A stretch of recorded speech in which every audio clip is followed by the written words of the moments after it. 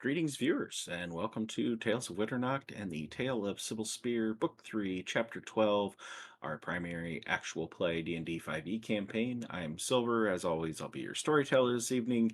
With me are our esteemed players, Jeff, Saga, Dustin, AJ, and Conrad.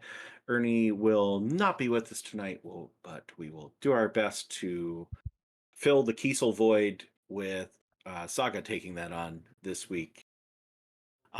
For those of you tuning in for the first time, or if you've missed a session, I'd like to encourage you to check out previous sessions on our YouTube channel. Also like to direct you to our Discord server to join our community, interact with us. Links to both can be found in the About section of the Twitch channel. Before we begin, want to thank Smiteworks for Fantasy Grounds, Virtual Tabletop of Choice, Sirenscape for amazing ambiance, sound effects, and music, Discord for our voice and video, and Wizards of the Coast for Dungeons & Dragons 5th Edition, the game we play. Tales of Winternacht is not sponsored by, nor are we an official representative of any of these companies, and the views and statements made during our game do not in any way represent those of the companies. And with that, roll the titles.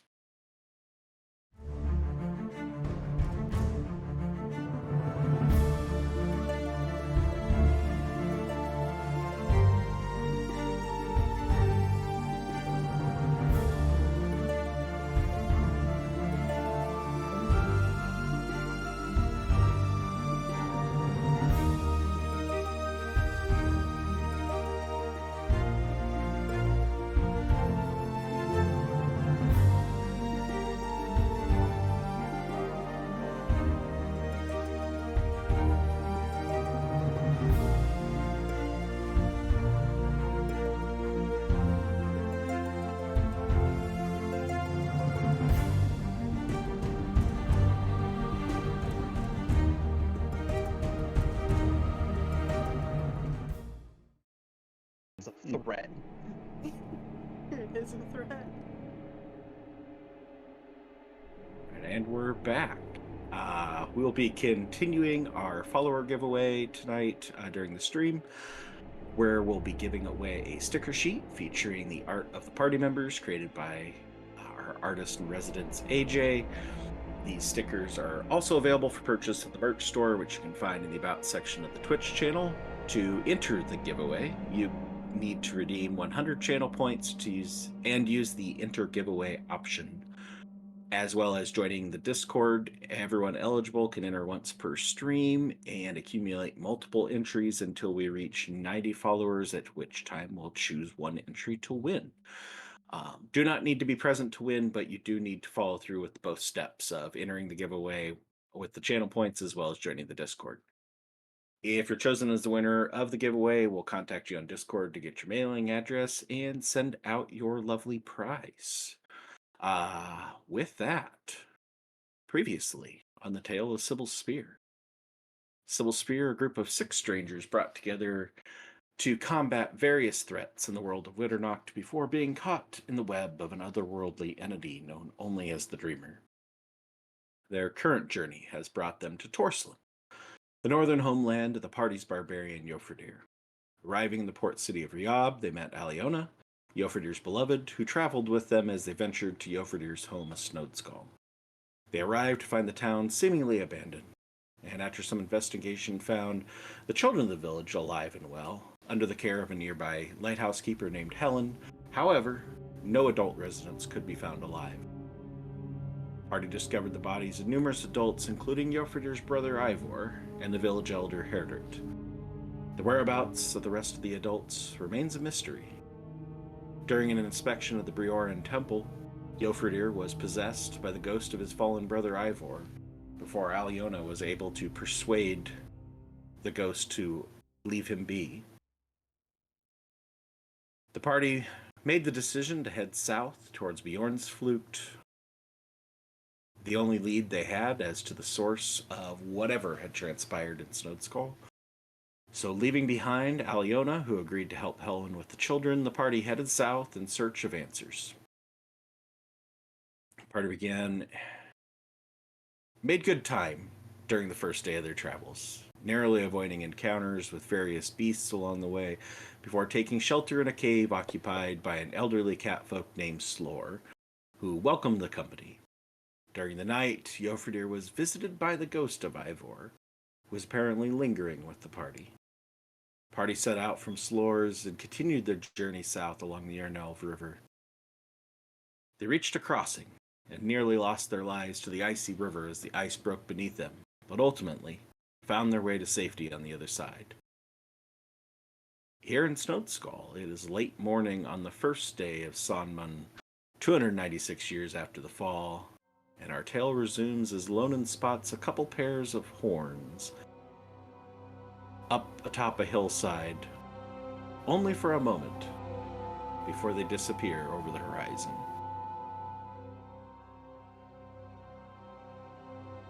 I don't remember, did we establish last time what the horns looked like? Give me... Nah.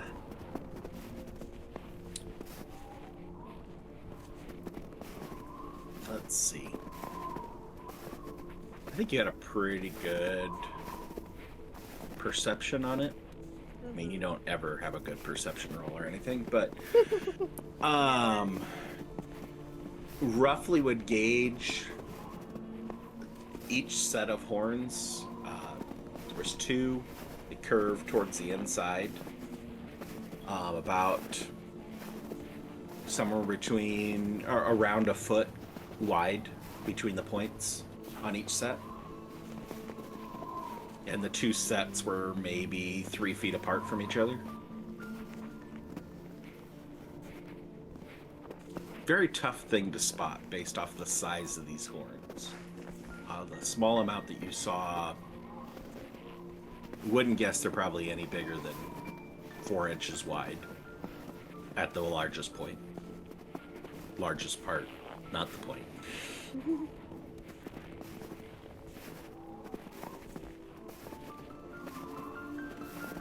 might want to move with caution. I saw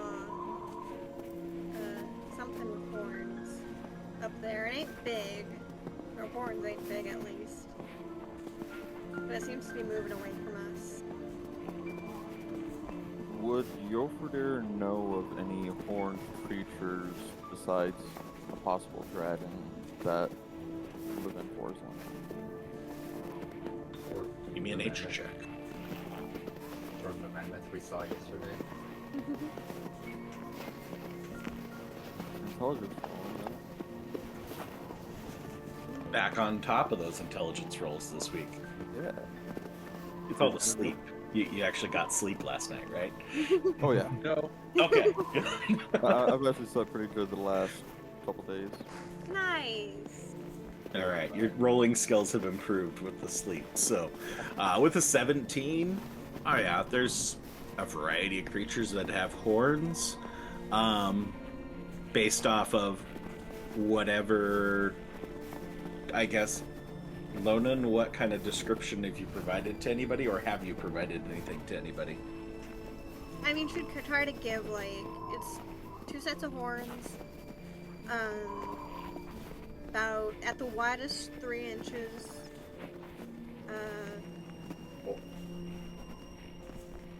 like I said, not very big. Was it 3 or 4? I thought it was 4. Approximately 3-4 inches. Yeah. Okay. Okay. You're judging off of something that is hundreds of feet away and is only about 4 inches wide. So, Yeah. not very big. Yeah, With a 17, and based off this information conveyed, Jofridir, I'd say your best guess would be Minotaur horns.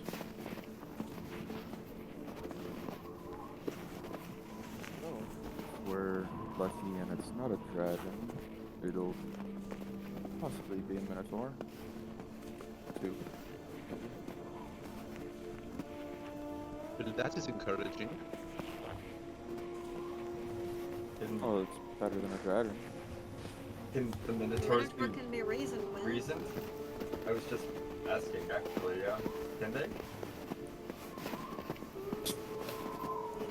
They're humanoids, technically. Well, I wasn't sure if they were particularly aggressive. like a lot of other groups in this part of the woods, neck of the woods. Leonard will just give a shrug.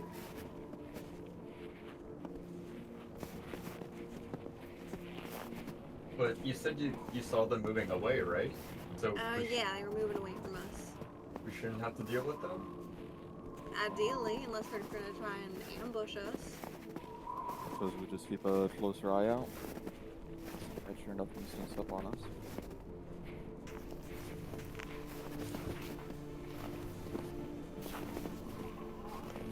Leonard will go ahead and summon.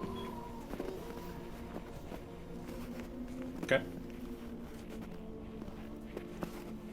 I'll point out just in case, we commented about it before you got on the call tonight. Conrad, you got the inspiration from last week. For the MBRP. It was a big three-way tie that we broke the tie. So Oh, okay. Good to know. okay. Anything in particular you're giving for direction to folk? Just keep up with us. Okay. We should already be following anyway, so. All right. As you are moving along,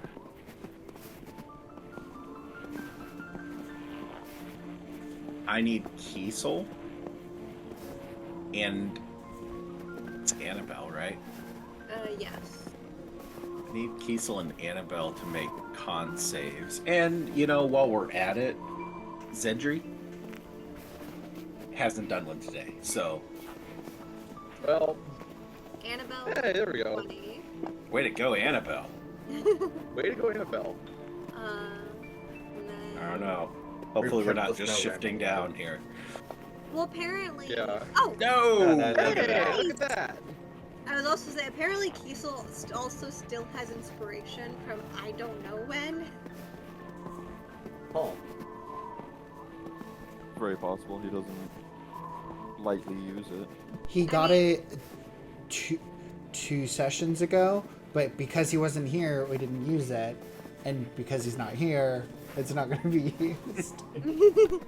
Good rolls. Don't need them when you got good rolls, right? Exactly.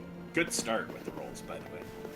We won't pay any attention to Jeff's random roll he threw out in the middle of the beginning of the session. No, that was just the- fill that was- water.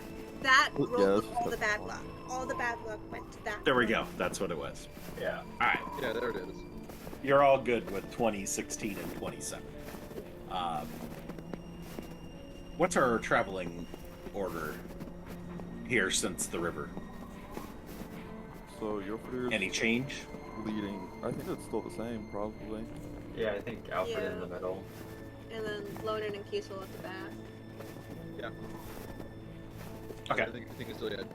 Go Alfred was up front with Jofridir for this leg. Oh, he was. Okay. Oh, I Yep, was? it was Alfred, Oh, okay, Jofridir, good. Cedri Salinas, and Yes. Lonan Kiesel. Then we'll just continue in that fashion. Okay. I just know that Alfred usually picks middle of the pack. All right.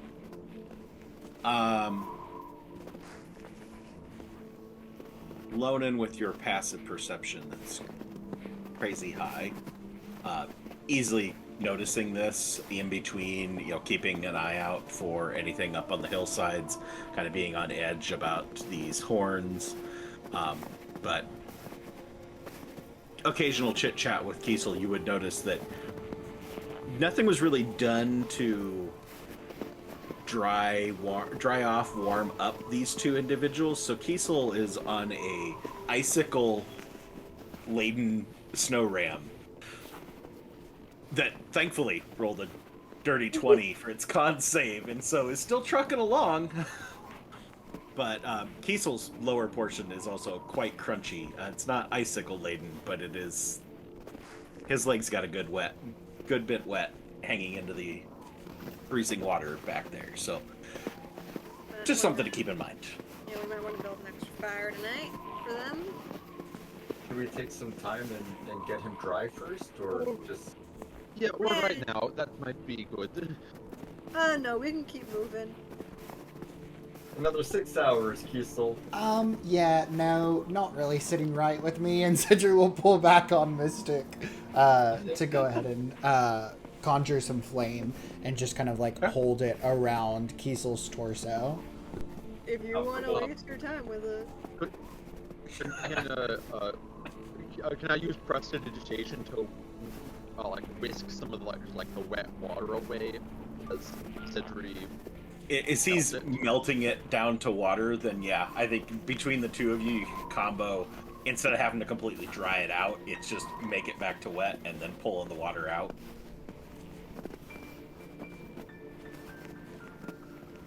Got a nice 4 people in the back now as you guys saddle up alongside of Kiesel and Lonan taking care of the dry out. Lonan will we move to the middle. keep riding, and then we're just working and casting spells as we go. Just cantrips, right? Yeah, Yep, just yeah. cantrips. It's like a horse race. We're just like shifting forward and backwards. There's this one scene in, I don't know if anyone remembers this show, but it was called Zoids. It was like an anime style like mech show. And they did this like one maneuver where they were trying to gain speed, so they had 3 mechs running side by side each other, and they would do this like circling maneuver around each other to like increase the speed of themselves. But so are we gaining speed on this? No. Yeah, there's no drafting. No drafting? But you don't lose too much time with the slightly slower pace to be able to coordinate this. Making decent time, heading towards the later part of the morning end of the travel leg. And continuing along, sticking closer to the hillside. No further sign of anything up in the hills.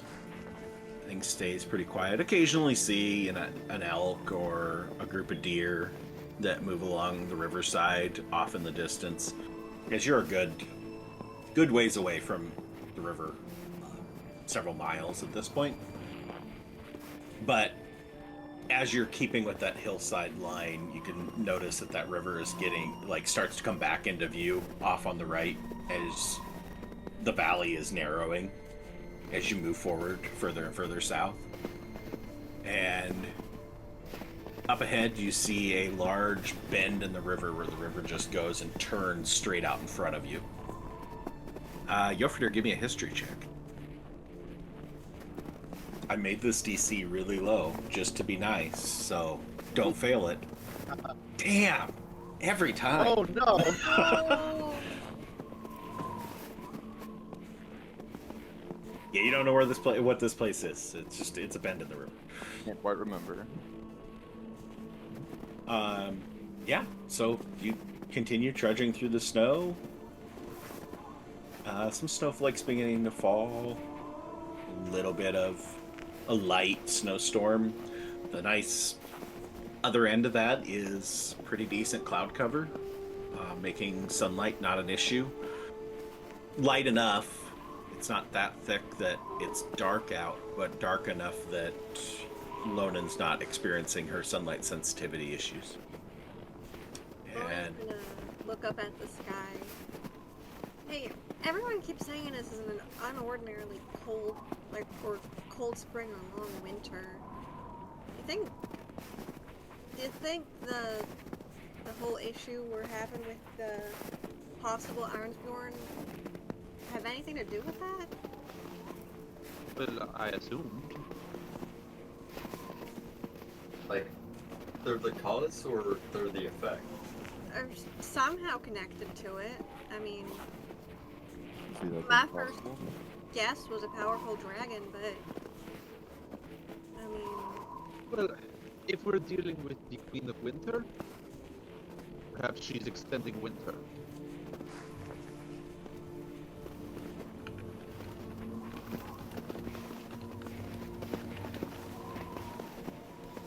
I mean,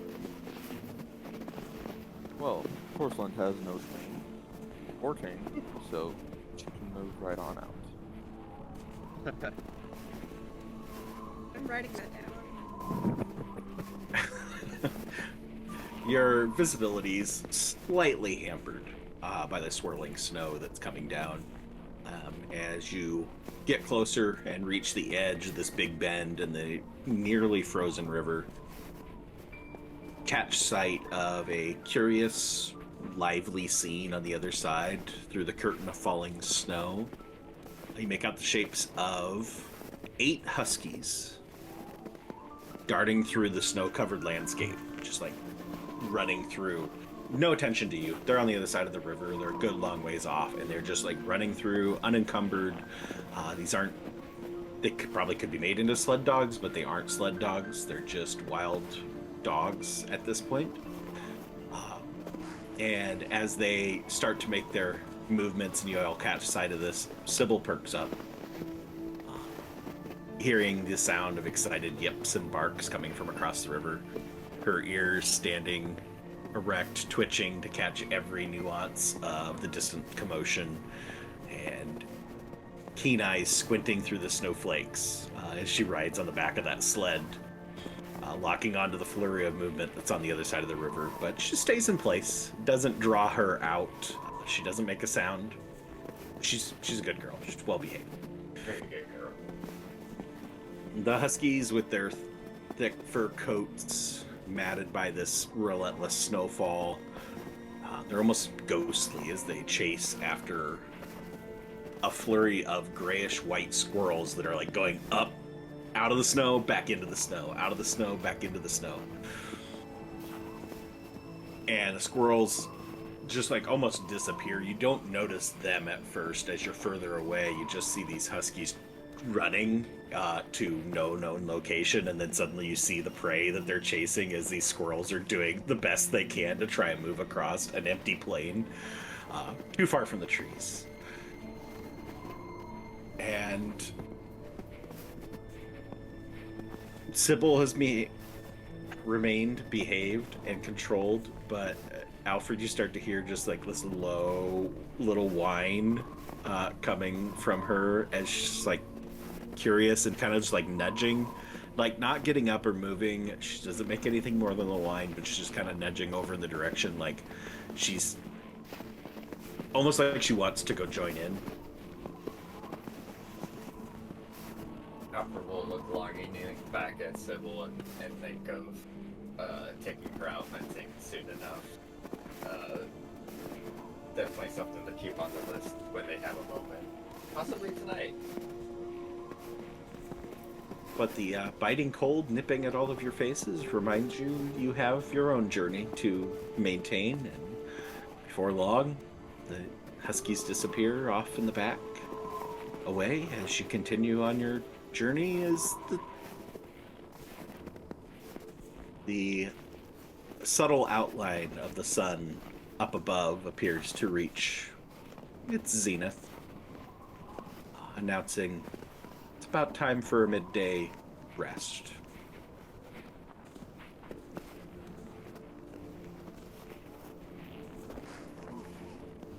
Anybody see a spot we could take a short rest at?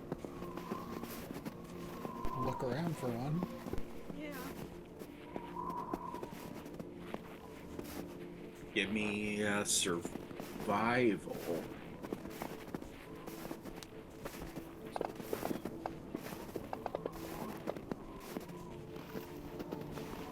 Damn, we are really rolling good today, other than that damn history check, which I jinxed, so I'll own that one. Yeah, you did. I'm really good at it. I should just make it a skill. Okay, we forgive you. You're the DM, you're supposed to jinx us. Alfred's a little bit more preoccupied than Cybil at the moment. As you get to a point where this valley has narrowed greatly, that there's maybe a mile from the river to the hillsides on each side, not a big expanse. There's a fair number of pine trees or pine-like trees, coniferous trees in this area, and you find Zedri and Yoferdir will put you at point on this with the 23 and the 24. Quite a nice little outcropping of trees that provides a little bit of shelter, natural shelter from the snow, a little bit out of the way.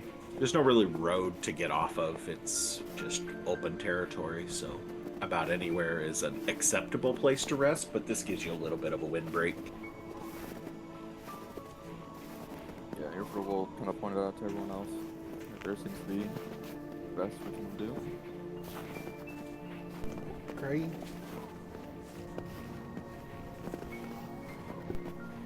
Salinas, do you want to put up the dome tonight, or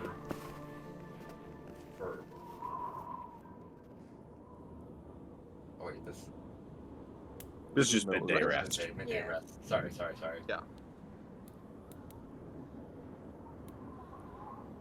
In the routine. Hey, you're planning for the future. Yeah. Really not a bad idea to try and have a plan for later. Oh no. Go lead folk over there and hop off of Moonspark. Oh, so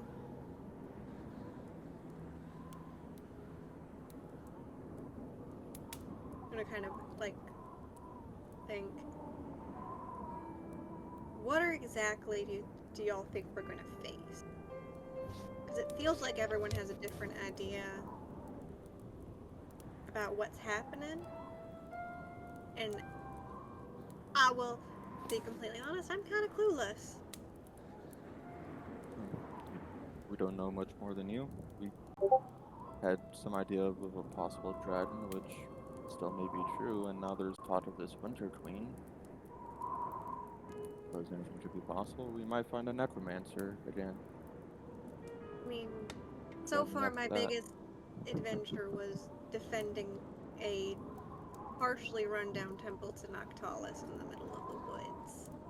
So, I'm a little out of my depth here. Well, no matter our depth, I still am banking on it being a dragon. I don't think that there's anything else besides a force of nature like that that could be causing all these different disturbances. Or at least on this magnitude. Dragon certainly would be an oddity, but not unheard of. But it's talk of otherworldly beings like a Winter Queen and the Dreamer. And yeah, we've seen them before, but why now? Why here? There's not a whole lot here. I mean, you can see. I mean, Well, there's more than just one entity making their move, I think. I'll mentioned also dealing with the Wither Mother back in Maidenthorn.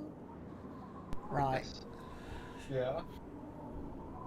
You could This also, is what I mean.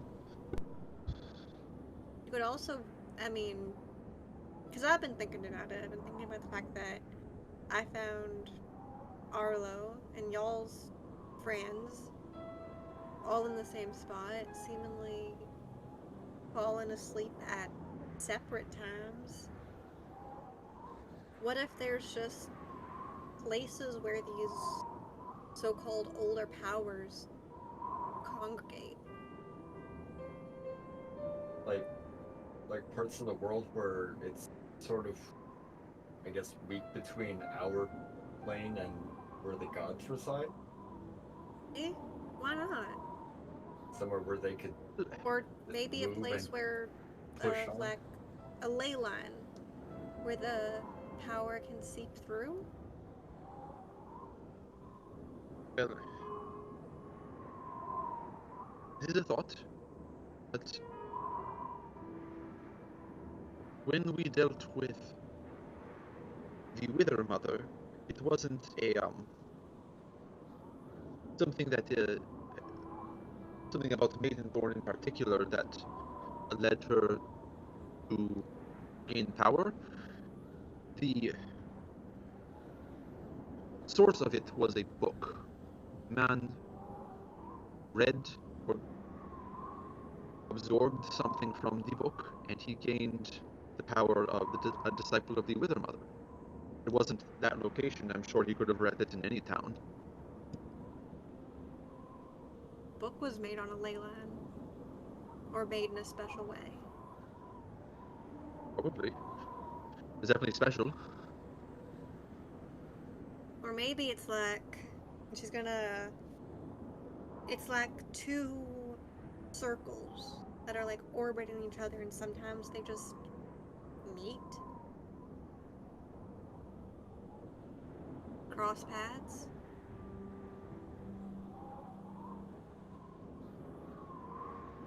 There's some old stories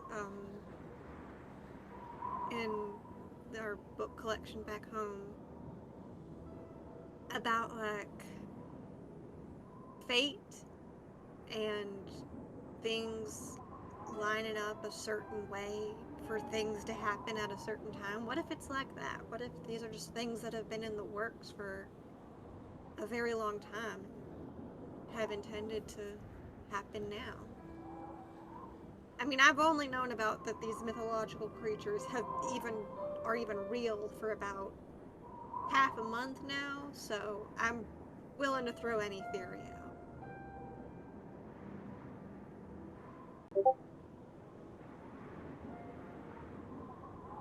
I've never been very well versed in different gods and their religions and their powers and such, but there was such a so-called ley line for the Winter Queen somewhere in Torsland.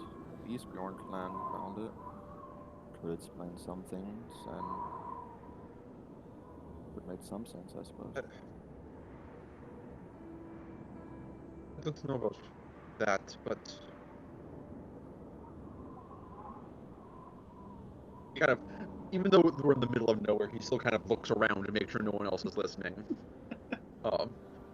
See When we snowflakes. are in the dream, I Worlds.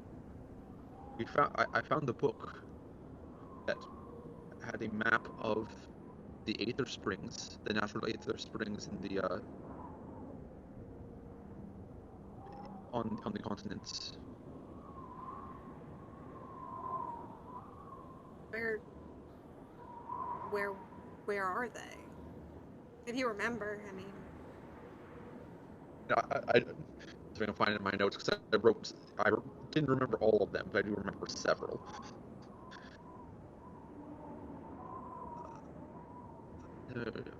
These are my notes on my computer, and not on my book.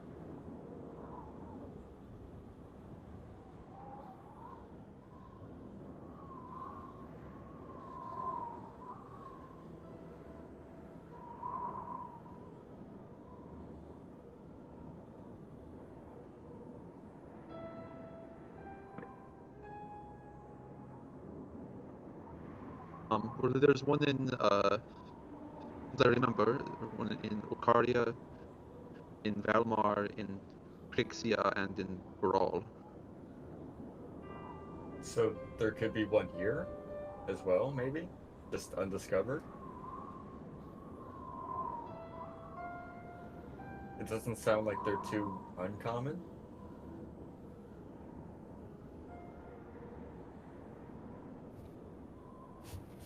And there weren't a lot.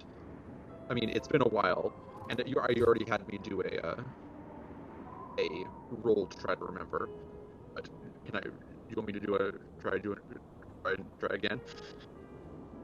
As to whether there was one here, Yeah. I'd say whatever you got, that's the basis of your memory Okay. at this point.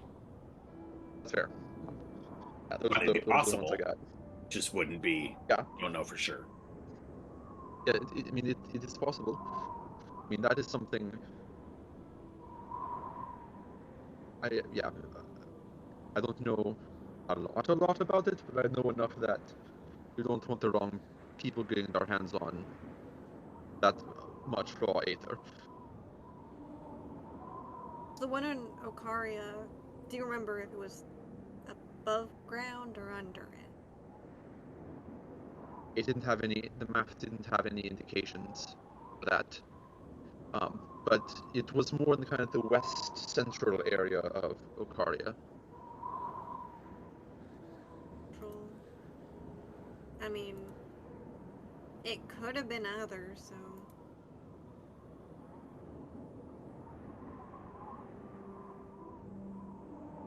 But also, with the book being from the dream, don't know how old it is.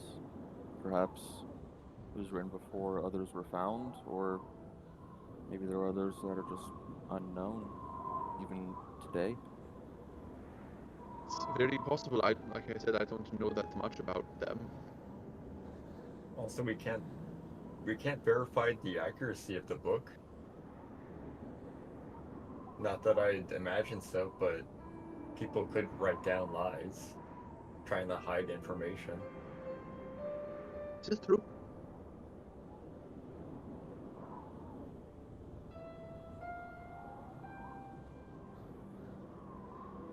Kiesel, how are you doing? You all dry? Are you feeling good? He has his perpetual last cigarette hanging out of his mouth. I'm good. Gives you a thumbs up.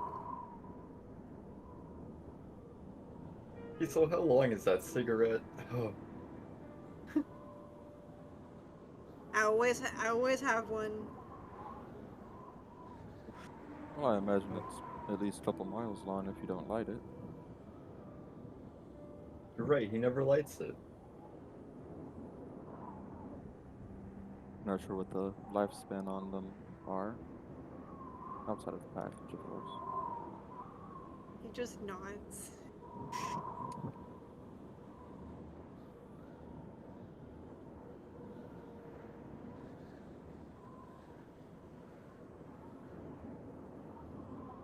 With the last few minutes of our, I guess, however long we're gonna be settling down for lunch, Alfred would want to try and take Cybil out for a little run at least. Okay. Not sure if we'll find anything to hunt, but at least a little run to give her legs a stretch. Lonan is gonna kind of sit down and like pull out her journal and flip through it, trying to looking at the entries from right before she left on the job that Arlo went missing on while she was gone.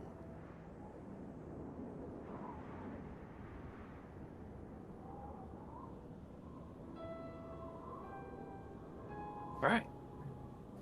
Your little jog with Stable is bracing, quite brisk in the cold, snowy air, but no game to be found. At least not that can catch. No, I can imagine. Occasional I'll squirrel just- that it creates the same type of experience, and Sybil seems quite pleased to be able to chase, but ultimately loses it somewhere.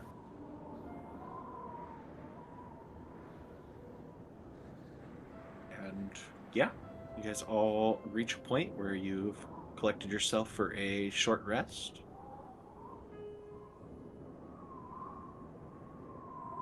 And are ready to get back underway.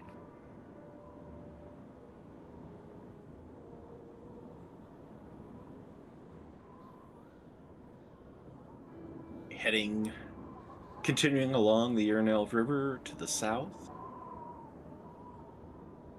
Make it a few more miles as you reach fully into that portion of the valley that is really closed in.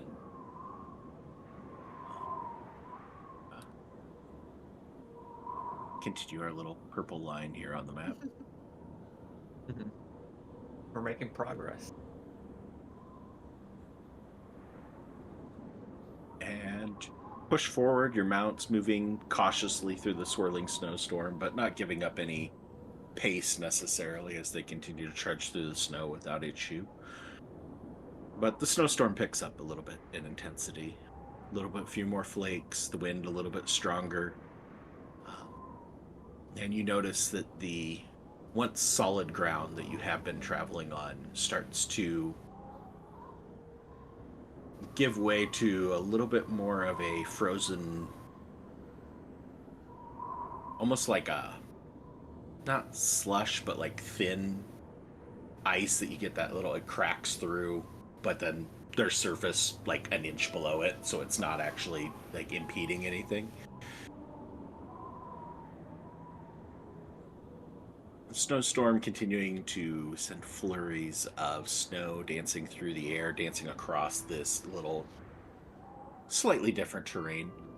Looking down, you see these little cracked pockets of ice, very thin white ice, and notice your visibility starting to get far more impeded, and the wind muting the sounds of the world around you until you're just pretty much only able to hear things that are in your close proximity, your party members, and not much further. The wind picks up to quite a large, loud volume.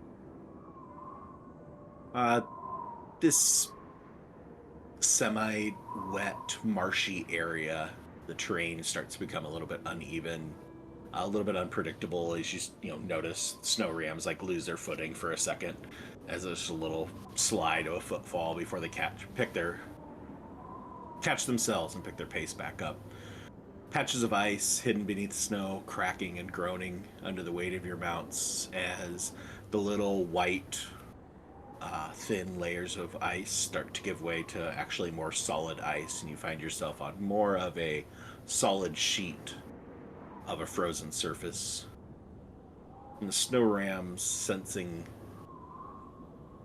that this may be a little bit dangerous, start to step a little bit slower, a little bit more gingerly, making those footfalls a lot more careful. And all of you, like, thoroughly noticing just like the poof of breath as you exhale, and as the snow rams exhale, just getting this poof of breath as this cold air comes out, as the snow rams start to kind of snort and huff a little bit uneasy with the terrain. Across this ice, it's not just like a sheet of ice out in front of you. It's not like a frozen lake. There's frozen grasses that are jutting out up through the ice in different places, out through the thin layer of snow that has settled in over top of this ice you're starting to move across. The tips of the grasses coated in a thin layer of ice, giving a slight faint shimmer in the dim light. And you start to notice a few places where the ice is broken up, small pools of dark, icy water breaking through this white blanket. Sometimes just a slushy mess, sometimes wide open that you can see the water. You're able to avoid it. It's not directly in your path, and when it is, you move to the side and are able to avoid it. As the snow rams continue to pick their steps well. Air's filled with a faint, eerie creaking of ice. Occasional splash as one of the snow ram's foot goes down through the ice into the water. But a little bit of comfort in knowing that the snow ram doesn't go all the way in. Isn't Kiesel falling into the river? It's in, and it pulls its foot back out. The rest of the ice holds, and you continue. Is gonna like stand up in her stirrups on the snow ram if they have stirrups, or kind of like try to lift herself up a little bit taller, and try to get like a look around, see if there's any signs that anyone else has come through here. Any places perception. where there's... do I do it at disadvantage or normal? No, you're... well, yeah, you'd be at disadvantage because of the storm now, not because of the sunlight. That's what I was wondering.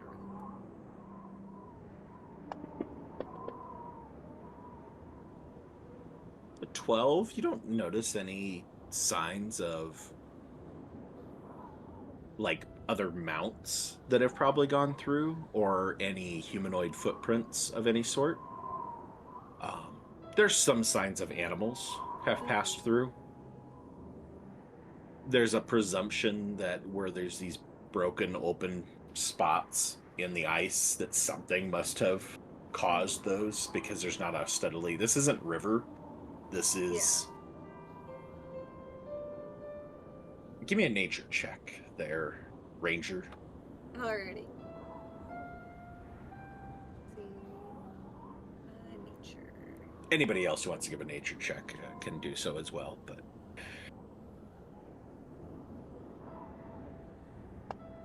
Let's see what I can remember about home. ooh, Oh, those wow. intelligence rolls are sticking with the force. I didn't even Ooh. say anything this time. First Yeah. one was alright. Um,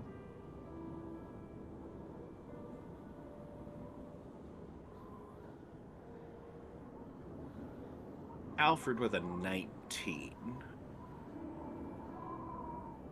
Kind of gather you're in where the water flow comes off the hills, and this is the feeder that goes into the river you've been moving along side. This is kind of just the marshy, wet area where all this snow has to go at some point in time. That's really what you're probably traveling through right now, and to be expected that it is, unless you get some higher ground somewhere in here, this is just going to probably continue until you get out of the valley.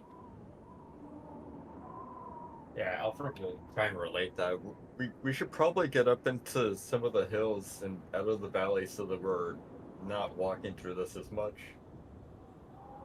Probably a good idea. And Yeah. then how the storm goes, maybe find a place to shelter. We'll definitely want to be on that hill if there's a storm coming. Mm-hmm.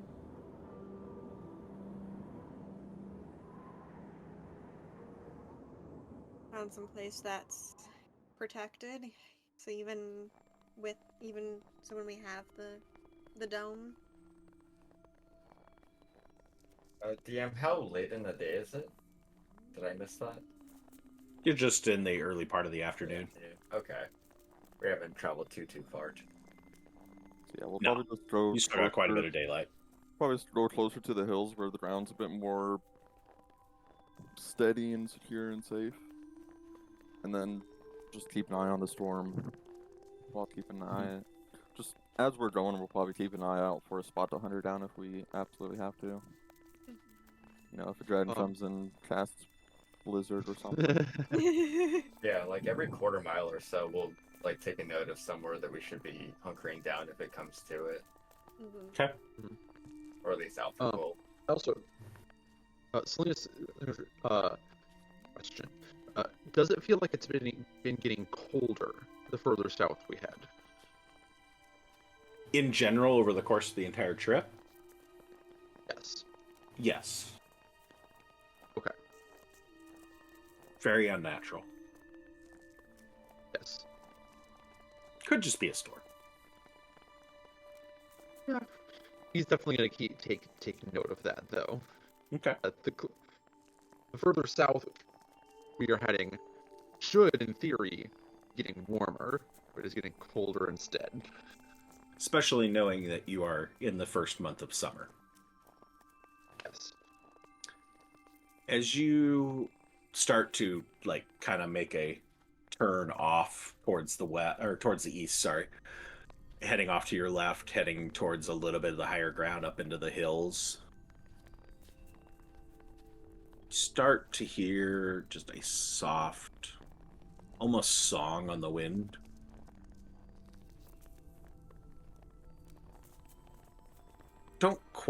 You can't quite place. It's not so out of the ordinary that it really jumps out to you. It's just kind of like a pleasant, almost like hearing wind chimes, like soft wind chimes, not loud clangy ones, but like it's just this, hey, the wind's playing this nice tune as it whistles through the trees. Doesn't even nothing about it seems unnatural, just this nice soft melodic song on the wind. It's sweet, smoothing, almost like a lullaby, just a calming feeling as the gentle notes just like weave through the bluster and gusts of snow that come across. As you continue, the melody gets a little bit more distinct, stepping out from being just a trick of the wind and becoming a little bit more pronounced as it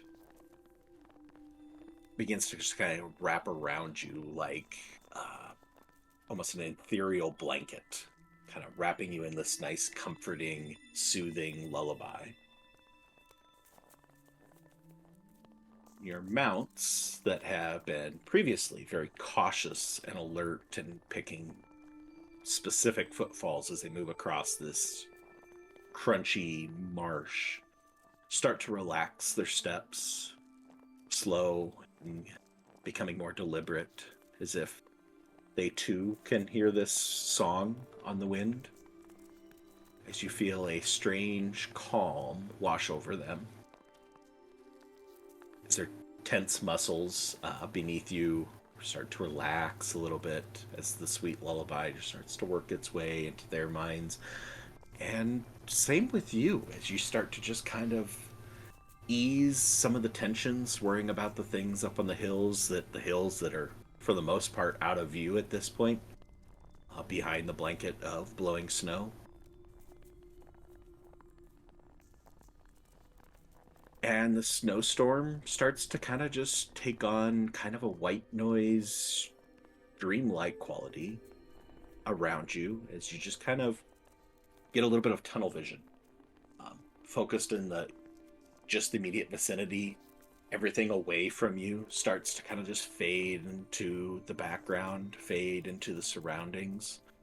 The flakes of snow seeming to fall almost in slow motion, each one catching just a faint bit of sunlight through the clouds, sparkling as it descends, kind of almost hypnotizing as you just watch these slow motion flakes move in front of you. Frozen grasses along the marsh swaying gently, as if moved by like an unseen hand, as it just kind of flows with the music. I need everybody to give me a wisdom save. Another one. Cool. Damn! Does- There's a nat 20. Way to start, Cedric. There we go. You do have advantage, Does Salinas. sleep- Okay. That was my question. So it's a magical effect. Good to know. Very good to know. Oh, I got a frozen dice on my screen.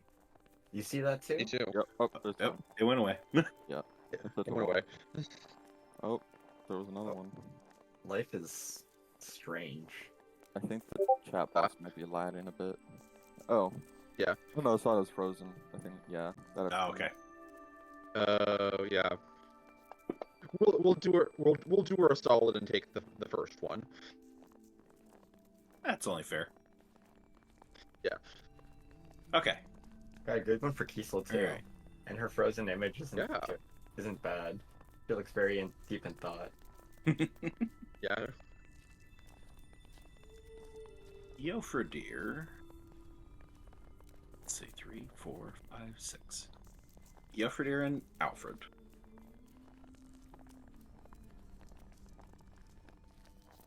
Feel your eyes grow heavy. Thoughts become a little hazy. Rhythmic crunch of the hooves and the creak of the ice start to just fade into the background. Replaced by a... You know what? Let's Jeff and the rest of you guys. Let's just do that. So, Ooh. Jeff and everybody but Yofradir and Alfred. Welcome back, Saga.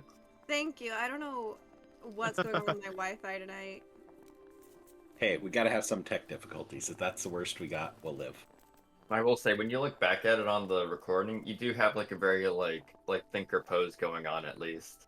She's Jeffing, so she can't hear us anyway. Oh, you're right. Damn. Okay, are we good? Alright. Quick. Yeah, the rhythmic crunch of the hooves and the creak of the ice fade in the background, replaced by a hauntingly beautiful song. Your gazes become unfocused, drawn to the source of the melody that starts to draw you a little bit back towards the west, back towards the center of this large, marshy territory. You can't place exactly where the song's coming from. You don't particularly care. It's just this soothing song is drawing you further into the marsh.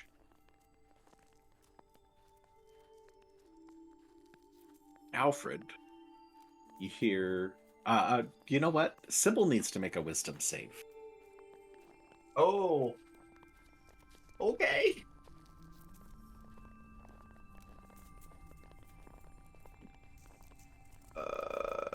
Got you. Yikes. As Alfred, as you kind of just are focused in, the two of you at the front, you are the leaders of the party. You're the leaders of the caravan, and you're leading everybody back towards the west, back towards the center of the marsh. And Cybil seems to be completely in tune with going along the same as you. She looks very relaxed, very comfortable. And yeah, we'll bring everybody else back.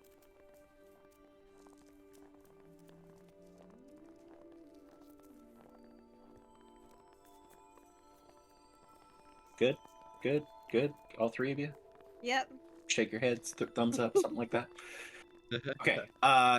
So forgot to have a wisdom saves everybody, snow rams included. So we need the snow rams to roll. I missed that on the first time around. So Oh.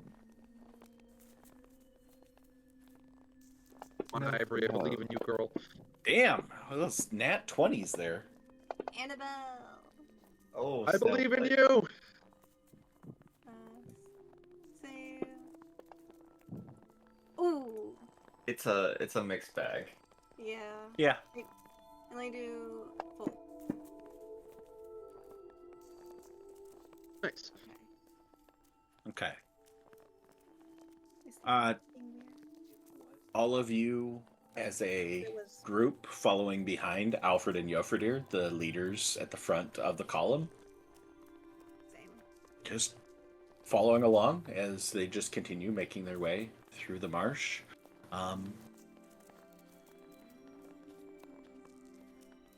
Mystic, Snowflake, and Moonspark. Let's see. Zedri, Salinas, or second row? Yes. Yeah, middle. Kind of looking out, you get, you know what? Salinas, Zedri, Kiesel, Loden. Give me survival checks.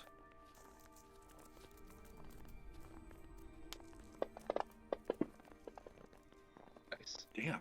Take it. Keeping Ooh, those nice. good rolls. Loden gets saved by the double proficiency. The plus 10, yeah. Diesel. Whew! Ooh, nice. Okay. All four of you notice that you are starting to head back towards the river, back away from the hills. That Jofredir and Alfred seem to be taking a little bit of a jaunt. It's not like abrupt, just enough that okay, we're moving a little bit more to the right, and you had originally been heading off to the left.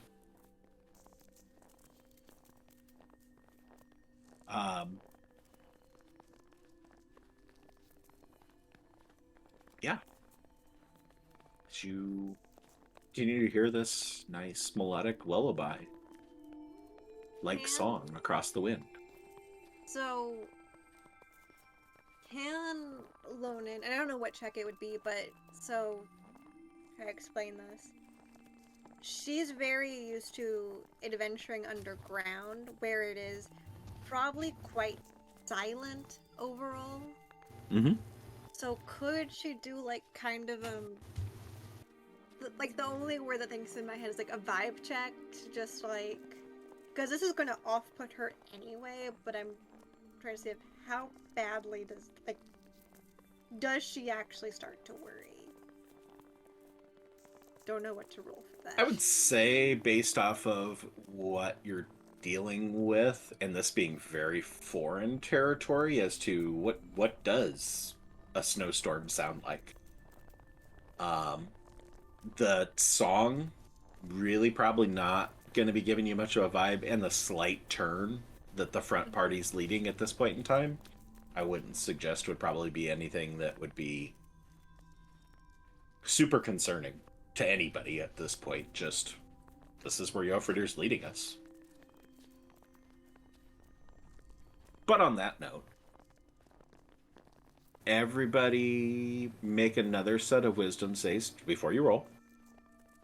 If you succeeded last time and didn't have advantage last time, you have advantage now. So everybody that has succeeded before has advantage. Including the snow rams. Yes. The snow rams are just straight rolls, actually, sorry. Snow rams don't have advantage. Snow rams. Yeah. Okay.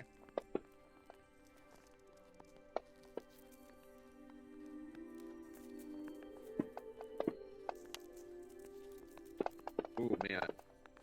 So many Not dice. this time. Oh, wow, Lonan. Oh. Wait, One I and a passed the 2. wisdom Oof. save? The internet going out must have fucked with my roll. Wait, hold on, guys. I got a natural 20 on a wisdom save? Oh This my will never God. happen again. It was for Cybil, but whatever. Cybil. Oh! Yours You're was a right. 6. Oh, mine was a 6. Oh, never mind. Sandra, didn't you have a nat 20 on the first one?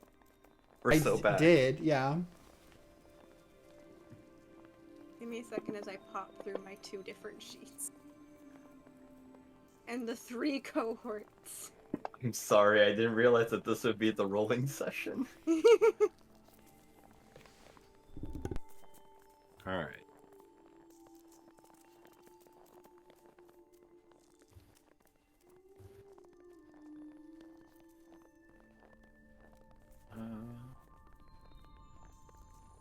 Sorry, writing down whose fails, whose successes.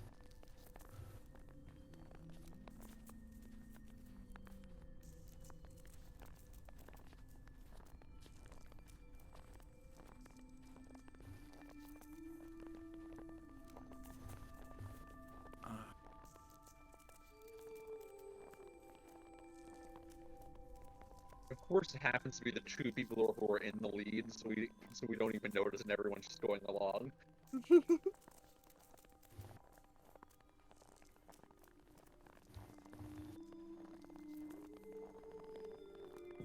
You know what, Lars? Maybe we just stay and listen to this music and not go save my village.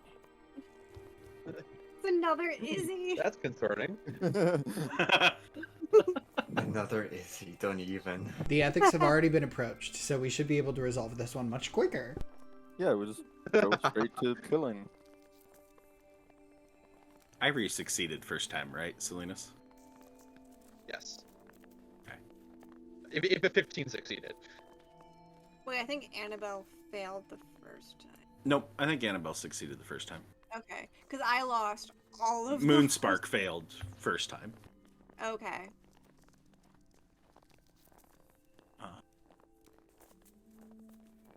It's funny to see Kiesel rolling for folk. I know, right? Yes. So nice of him. He's helping out. Yeah. Great. All right. So,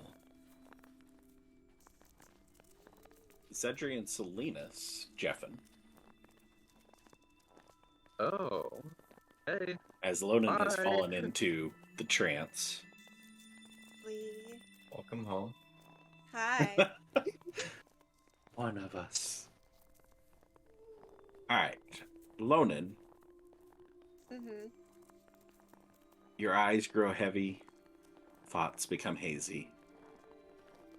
Crunch of the hooves and the creak of the ice fade into the background as this hauntingly beautiful song takes hold and kind of just all of your attention is focused on it as your gaze becomes unfocused as you are drawn to the source of this melody, though its origin remains not like you can sense exactly where it's at, but just in general you're being eased to head more towards the west, in line with where Yofridir and Alfred are already leading you. And you also notice, being in the back, that Cybil seems to be very keen on following the same direction as well as numerous members of the Snow Rams. Is Folk also in the trance? Yes. Okay. So You kind of, your focus just goes away from the other three. By the way, Kiesel is also in the same boat as Lonan is, so it is just Zedri and Salinas that are not in here with you guys. I also have a Awesome. question. Yeah. Are people inside affected?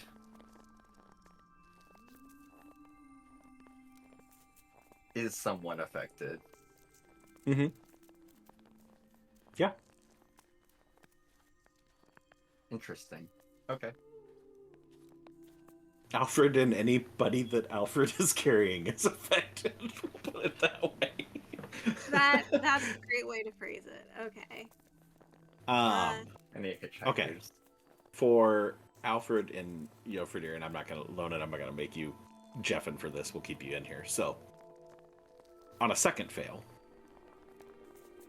you feel yourselves drawn deeper into this hypnotic trance. Your mounts almost feeling like they are being guided by an unseen force as they move further and further as you start to veer even more so towards the right, back towards the river. But the source of this song just seems to be like it's enveloping you from all around as you're just being like comforted and closed in, like I said before, with the ethereal blanket, like this enchanting embrace. It just feels good. It feels safe. It feels home. Landscape around you just seems to shift with the music, and the frozen marsh starts just kind of seem like a pleasant place, taking on a little bit of a glow, a little bit of a sheen, even though there's no sign of sunlight coming down. Just everything seems to kind of give a little bit of a holographic glow as the ice reflects a rainbow of colors. Shimmering, pale, iridescent light, frozen grass seeming to like reach up like fingers, just kind of like welcoming you in. And the song's influence is just growing stronger and stronger, pulling you towards this whatever lies at its heart. Whatever is hidden in the heart of this snowy marsh.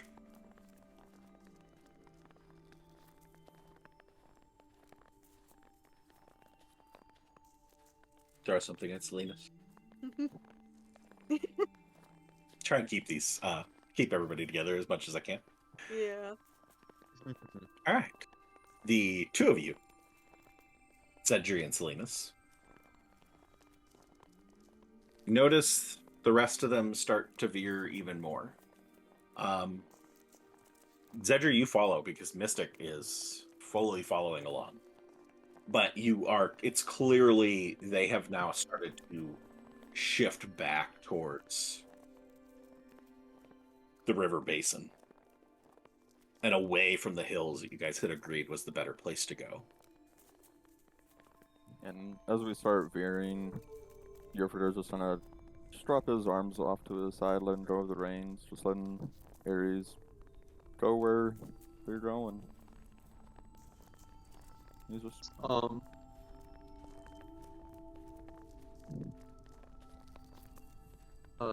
Salinas has been in a number of snowstorms before, back in Bavaria and Teloria.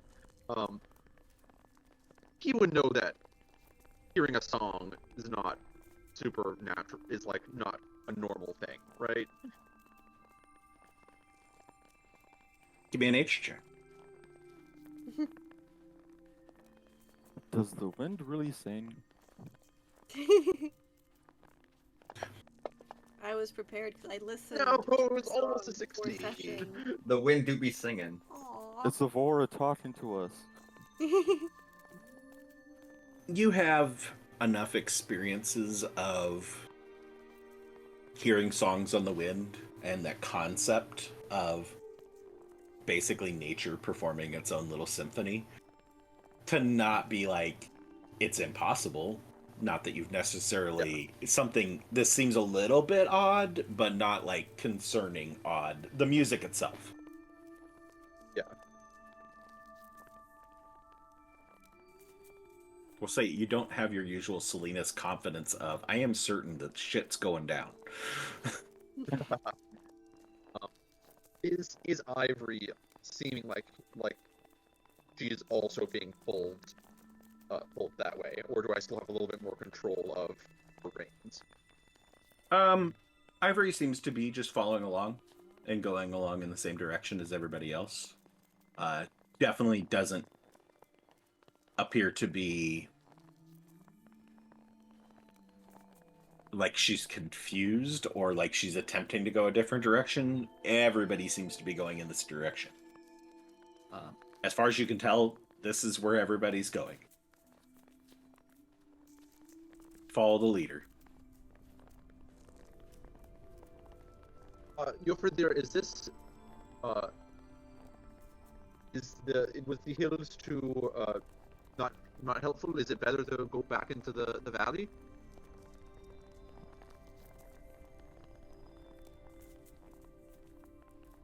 What are Yofir's capacities? Yeah, your capacity, just this seems like the place to go. Yeah, just feels right. Okay, Yofridir, here's the deal. Ever since we got out here, you've been taking us all over the place. You were like, let's go to the Blue Dawn on a whim, and it was actually because Aliona was there. Are we going to one of the, he'll turn over towards Salinas and say, aren't there, like, tribes out here? Yes, but they're nomadic, so, like, you wouldn't know where they are, necessarily. Oh, okay, never mind.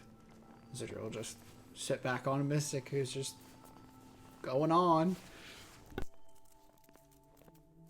Alright. Salinas is gonna Go ahead. nudge Ivory just a little bit. He's not going straight down into the valley, staying with the group, but trying to stay up on the hills a little bit more. Okay. Give me animal handling. I know Okay. Porcelain's kind of crazy, but with the beautiful music and the weather, it seems right to go this way.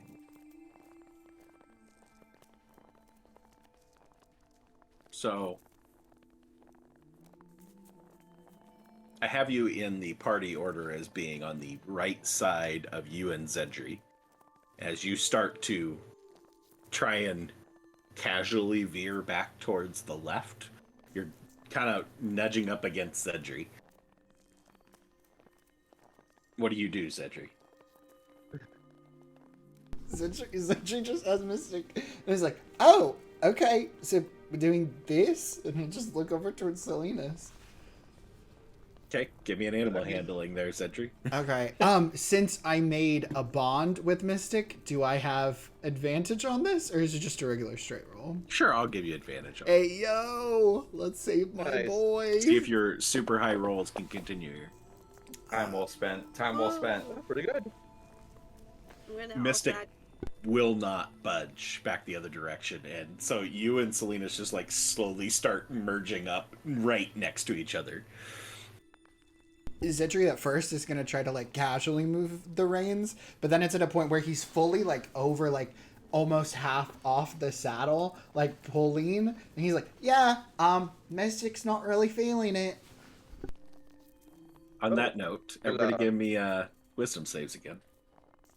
Those that have failed twice, which would be Yofridir, Alfred, Ares, Mystic, Snowflake. Well, no. Ares failed first time?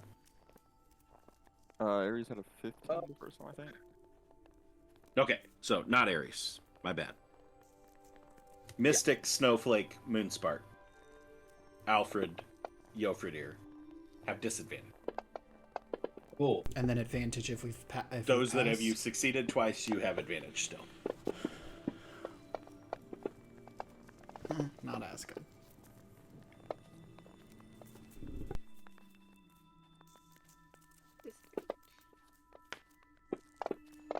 Oof. Oh, Poor Moonspark. Come on, Ivory. Cybil has Come on, girl, I believe in you. disadvantage. I believe in you! Nice! And I think Snowflake.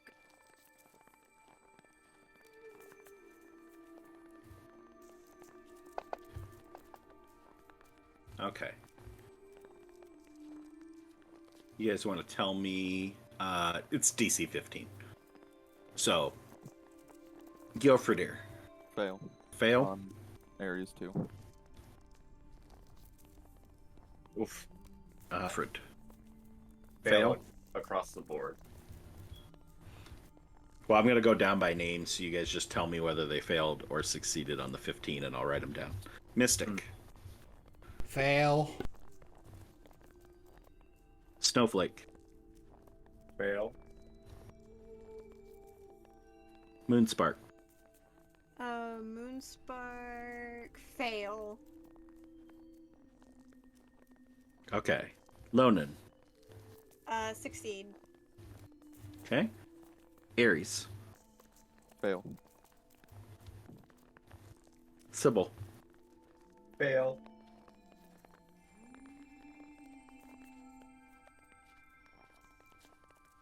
Kiesel.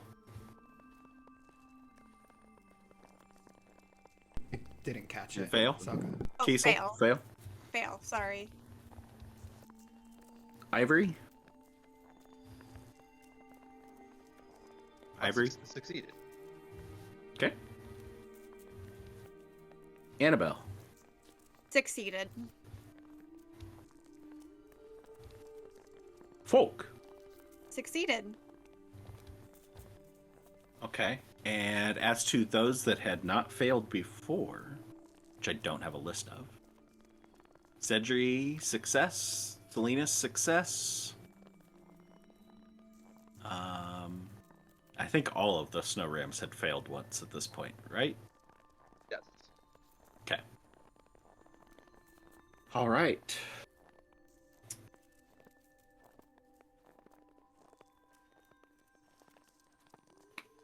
You two keep successing. Sorry, that means you have to step away. So the negatives wonderful. of succeeding, I guess.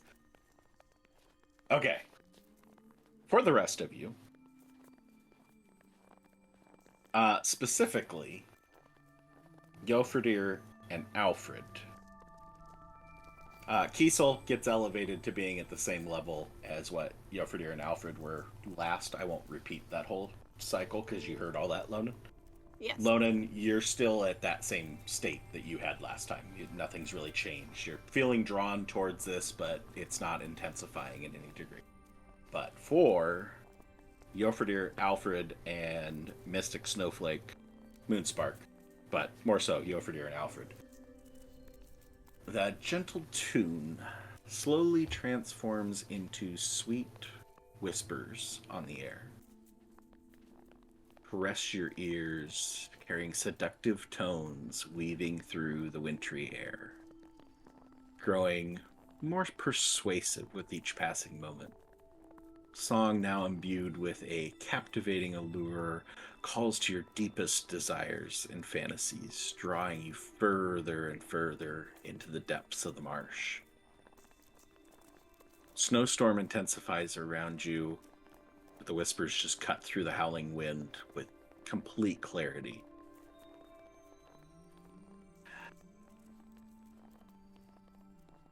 Okay, I'm going to bring the other two back because I hate for them to miss this, and it's too much fun. So,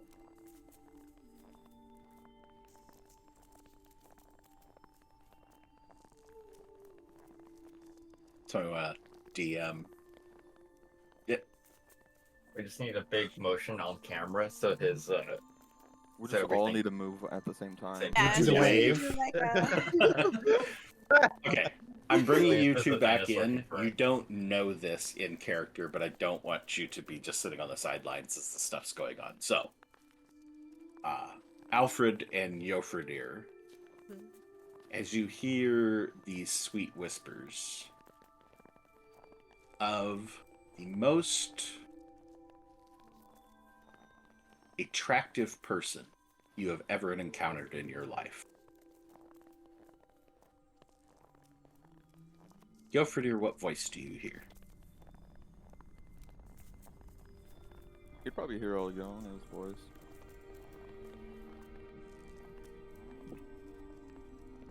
Alfred?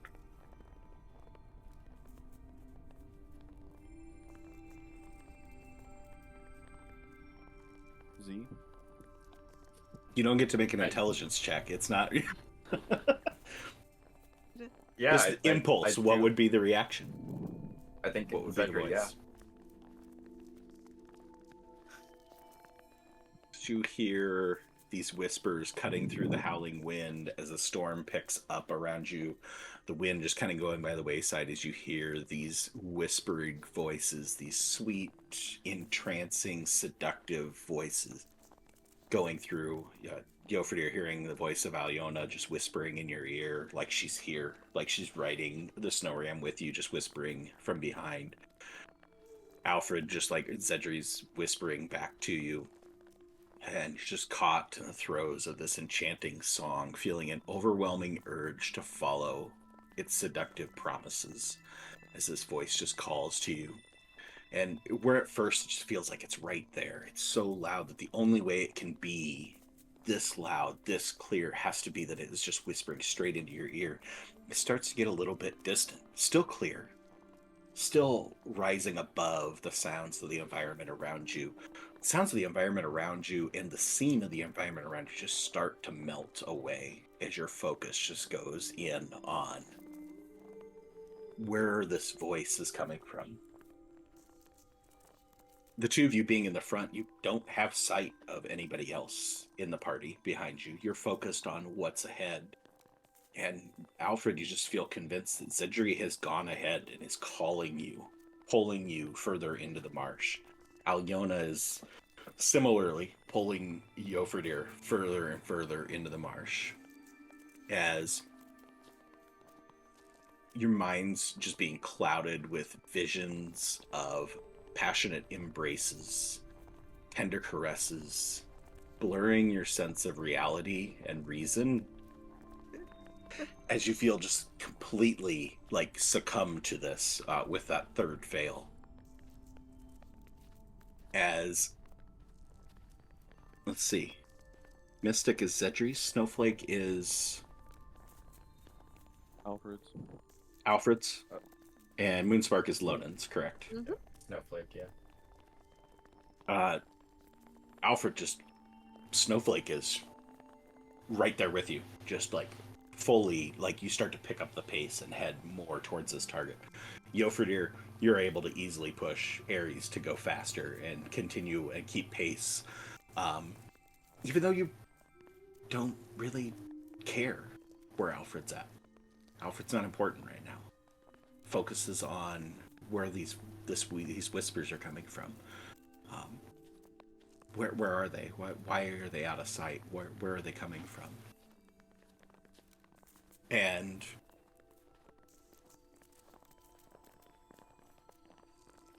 that landscape that is around you just, like I said, fades away, just becoming surreal, almost ethereal, and faded, blurred.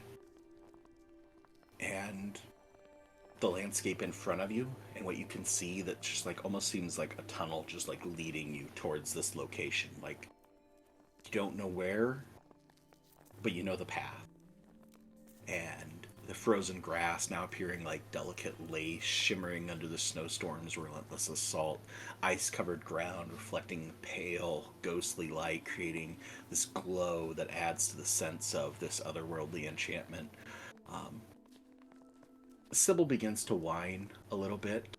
You hear it for just a second, Alfred, before it just subsides and just blends into the song as your focus goes back to the voice, to the whispers. Eventually getting to a point where you feel compelled to dismount. You no longer need the mount to get to where you're going. It's so close. It's just a little bit past your eye line. Do you dismount? Or will it dismount? Yeah. Yofru's gonna dismount too, and as he does, he's gonna be like, Alyona, where are you? I can hear you. Alfred will just begin to run. For those of you a little bit further back in the group, Lonan, you're following along. You don't hear these whispers, but you still hear the song and are just generally entranced of where is this coming from? What is this? That just seems to be this is where you belong to be following along. It's a little bit curious to see your two friends dismount and go running off across this marsh. But they seem to be heading in the same direction that you are, seem to be heading for what you want. Kiesel, even more so, is heading off in this direction with two fails.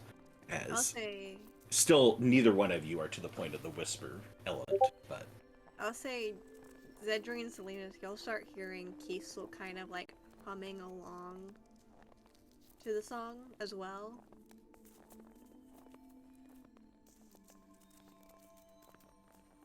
all right, Kiesel's got to give a performance check then. Okay.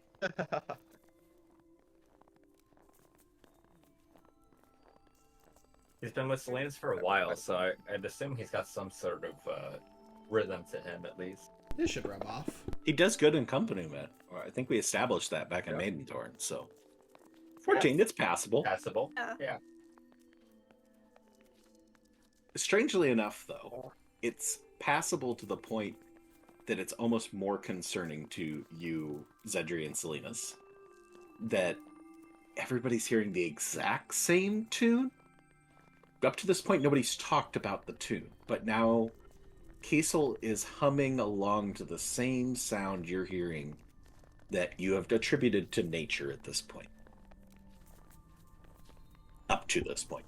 Zedri will pat Mystic's head and just say, hey, like, I'm a fan of sailing songs, but obviously this one isn't it. And he's gonna start, like, trying to, like, reach on Mystic's horns rather than, like, the saddle and cast Speak with Animals. Okay. Say, I don't know if you're ignoring me or what. I trust you most of the time, but this is a little bit rude.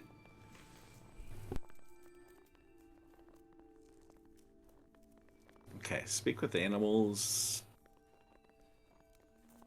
Ritual? Is that? Just or are you just doing it straight out? Slot. You doing it straight out? Yeah. Okay. Yeah, for me, it's always a ritual, though. Okay. Mystic just this goatish, sheepish voice of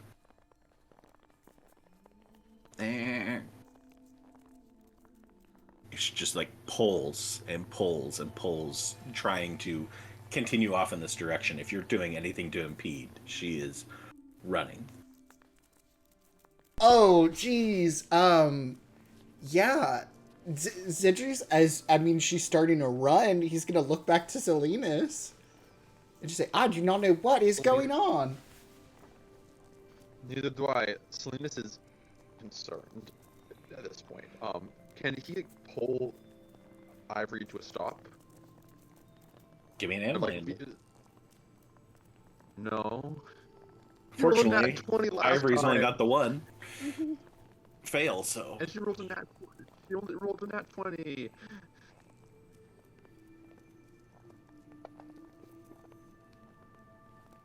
$18? Yeah, you're able to stop her progress, hold her up, as you watch as Zedri's being carried off, following behind Alfred, dismounted Alfred and Jofridir, and Snowflake for that matter. And as you pull to a stop, Lonan and Moonspark just start coming past you, as well as Kiesel. And they don't make any, like... They just keep going, don't even comment on it. Any response from Lonan and Kiesel as Salinas pulls up and you start to move past him? Loden will kind of look over at him with like a strange expression on her face, like, that's where we're supposed to go. Kiso's still just humming. I'm gonna kind of consider, though he hasn't gotten to the whispers part yet, he's Correct. kind of like mentally, like, not really paying attention to anything else around him as much still. Yeah, he'd be at the point where it's kind of the tunnel vision, but not that he's hearing these whispers. Yeah, so Lonen's gonna look over at Selena's, be like, "What? This is where we're supposed to go." Is it? Yeah. So, this is gonna stand as Ivory comes to a stop. He's gonna stand up on the saddle and pull out his fiddle. Start playing as loud as he can and singing and try to drown out the song of the storm. Okay. Roll that performance check.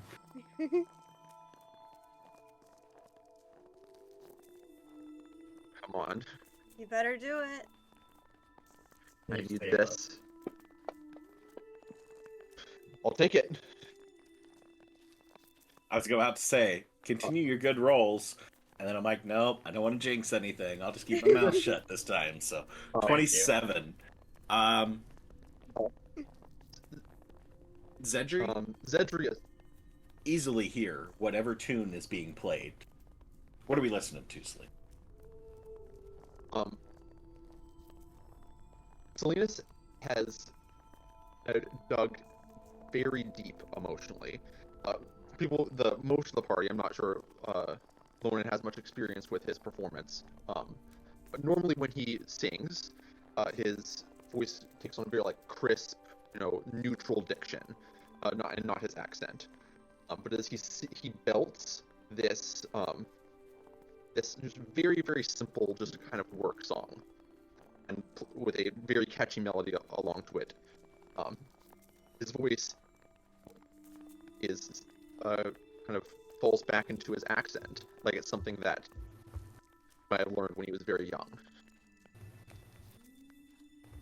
He's just belting as loud as he can into the storm, and playing as loud as he can this like rapid rhythm that you would haul ropes and pound stakes to. Okay.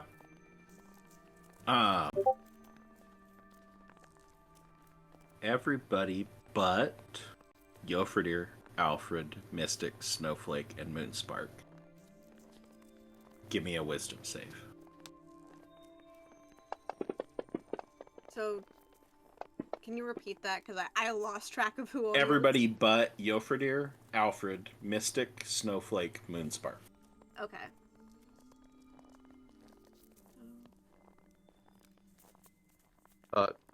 Including me?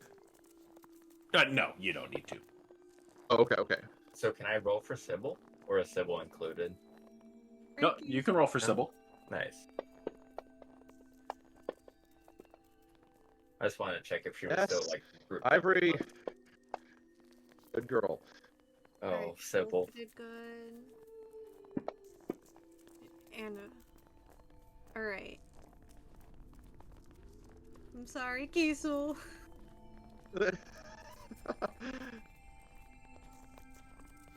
Oh, but it works the other way. You want to fail this one. Oh, no. Okay. Would you have 27 on the performance? So, Yes. Cedric, doesn't matter. You're not under the thrall anyway. Yeah, so you I didn't really just- need to roll. But it's fun to roll dice, so It is. roll with it. So Lonan and Folk still under that first level. Everybody, and of course Yofridir, Alfred, those 5 are still completely under. Everybody else moves back a level. So Ivory, Annabelle are in the 0 fails at this point. Ares, Cybil, Kiesel are at 1 fail. So Kiesel's been drawn back a little bit from the edge, to the same degree of where Lonan and Folk are. Does not seem to have... Jofredir and Alfred continue to run off into the distance. At this point in time, out of sight. Disappearing into the snow. Alfred and Jofredir. Whispers growing more and more intense, painting vivid images of romantic encounters, forbidden passions in your minds, each step just driving this insatiable longing. Your heart's racing with a blend of desire and anticipation, whispers weaving in just like this web of enchantment around them, as each promise of love and lust pulling you deeper into the marsh's icy embrace. Out of the sight of the others, as they have been able to pull up and stop for the most part, Zedriel'll say, since Mystic is still going full bore and you're not stopping her, you watch as Jofredir and Alfred disappear with a splash.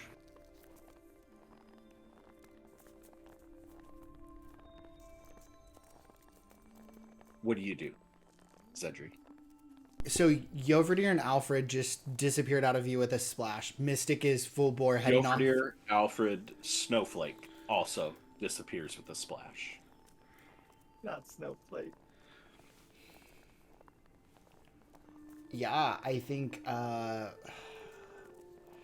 Zedri's got to dismount. Zedri's gonna try to get off of Mystic as she's running. Give me an acrobatics. Oh, jeez. And Lonan, since Moonspark is one of the ones that is fully engaged, are you attempting to stop her back with everybody else? You're still under that first level of it's drawing you, but you're not quite to that tunnel vision state.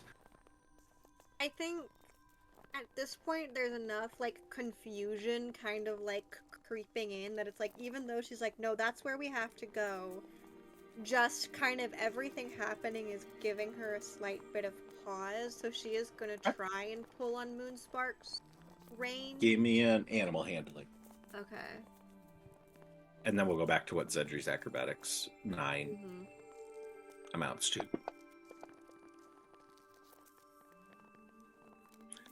18, you pull, and Moonspark pulls right back and starts following. Like, you are up there following right behind Zedri.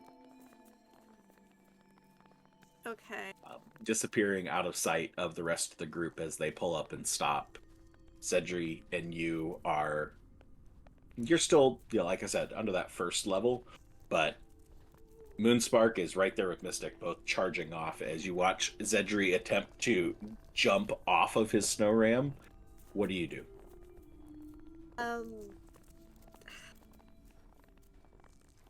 It's like she's kind of like both being drawn in that direction, but also has this pause.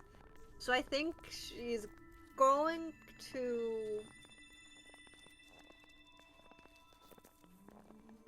She's gonna... I think. She's also gonna jump off of Moonspark. Okay, give me an acrobatics. The juxtaposition of how different this is going to be between the two of our characters. Oh, yeah. Alright. Oh, that 3 was coming, and it just, nope, not today. So, you watch as Zedri goes and, like, attempts to leap off to the left, jumping off of Mystic. And Zedri, your foot gets caught in the stirrup as you're going to jump off, and you are now being dragged along this frozen grass, frozen ice of this frozen marsh-like lake, as Lonan easily jumps off the right side of hers and beautiful roll through the snow, back up on one knee as you watch Moonspark go running off and disappear as you hear a splash.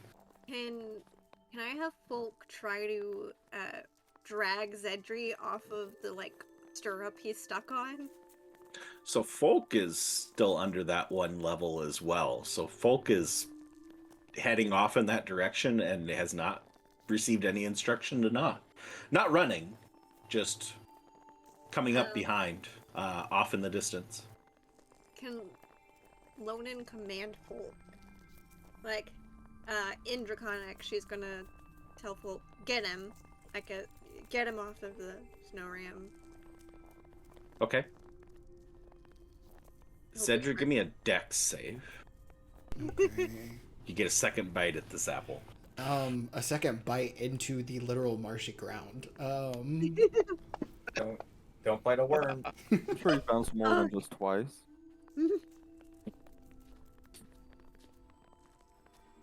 Cedric, as you're bouncing on the ground, take 4 points of bludgeoning damage. Your head just ricochets off of a couple rocks and hard spots on the ground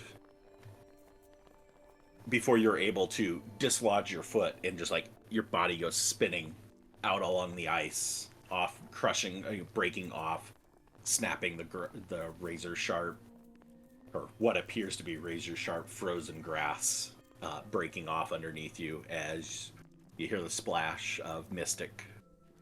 As you look up, and no sign of Mystic, the only thing you can see is Lonan at the edge of your vision, down on one knee, looking off in your direction. You command Folk to go help. Folk doesn't know where Zedri's at, as you guys have passed out of vision. But thankfully, Zedri didn't need the assist, as he's clear. The two of you are alone. Salinas and Kiesel and the rest of their two snow rams are back. What's Cybil do as Snowflake and Alfred go plummeting, pulling her sled? Cybil being only under that first level of entrancing song, but Yeah, that's what I was thinking. I would think that Sybil still has quite a bit of self-preservation in mind. oh yeah, definitely. So I could definitely see her just like hopping off Okay. before it goes under. I don't think that she would blindly follow it. Have Cybil give me an acrobatics check. Man, Sybil's rolling more dice tonight than she has in 2 years. Yeah. And acrobatics is a dex with Yep. proficiency, or Yeah, I she's think got acrobatics proficiency. I don't think she probably does. I don't think she does. It's just a dex check. DC 10. It is. Yep. She, just at the last moment, as that sled is going and plummeting down into the water below, Cybil jumps off, blanket unfurling behind like a cape. And so, Zedri and Lonan, you also have sight on Cybil. As Cybil goes sliding across the ice, legs sprawl out underneath her as she does a little bit of a spin before gathering her composure. And of course, Cybil immediately turns to go find out where Alfred disappeared to. Salinas and Kiesel, back there watching everybody disappear into the storm. What do the two of you do? It's the two of you, so you could just abandon them and say, forget these losers, we're going to the hills and getting to the high ground. So Lonan dived into the water. The trees dived into the water. From what you can see, they disappeared on their mounts heading off in front of you. But they are lost to the snowstorm. You cannot see anybody other than the two of you and your two mounts.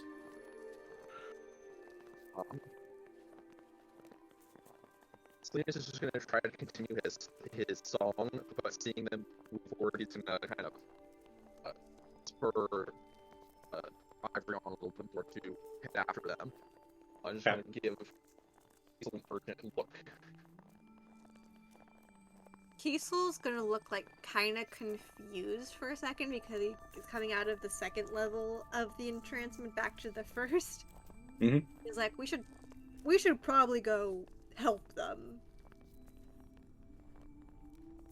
Just belting us off, so just like, just looked at him, nodding. Why are you singing right?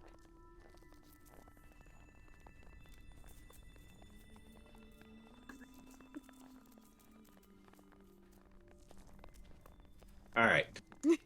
Those of you that plummeted into the water, Alfred, Yoferdir, and a couple of snow rams. Trio snow rams, I suppose. What should be an icy cold dip into this water, don't notice it. So set on these whispers coming in, just enveloping you, leading you down into the depths. And that power of the song of the whispers is just growing stronger, just like gripping your hearts and minds and just tightening with every inch that you sink into the water. I need each of you to give me a strength save,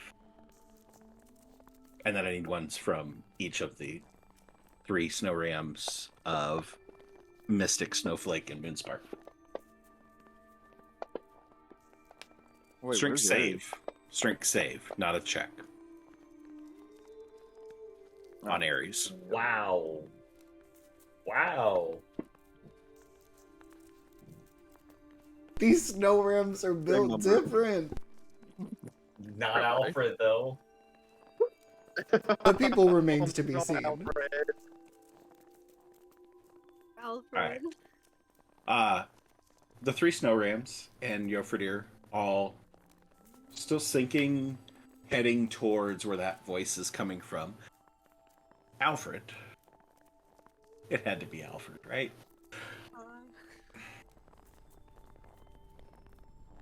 You feel, or you see in your mind's eye, just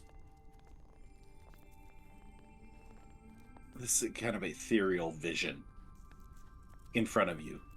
And then it just becomes more and more reality as these 2 hands reach out towards you, grabbing each side of your face, pulling you in, just taking hold.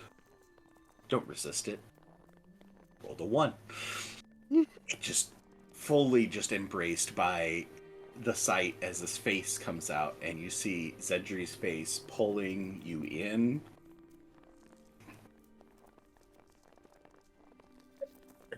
And just giving... It had to be Alfred. Pulling you in, and Zedri's face just... Those hands pulling you in, and then giving you a deep, deep kiss. That takes your breath away as you are dragged deeper and deeper into the water that up to this point for all of you has seemed shallow. It's a marsh. Just feel like you're going deeper into almost like an otherworldly abyss as you're being pulled down through the depths as you begin to suffocate. But you don't experience it. You don't notice it. You are just in this embrace, in this kiss that just continues on, and you feel comforted and safe within it. What's your con mod? 2. 2? Okay.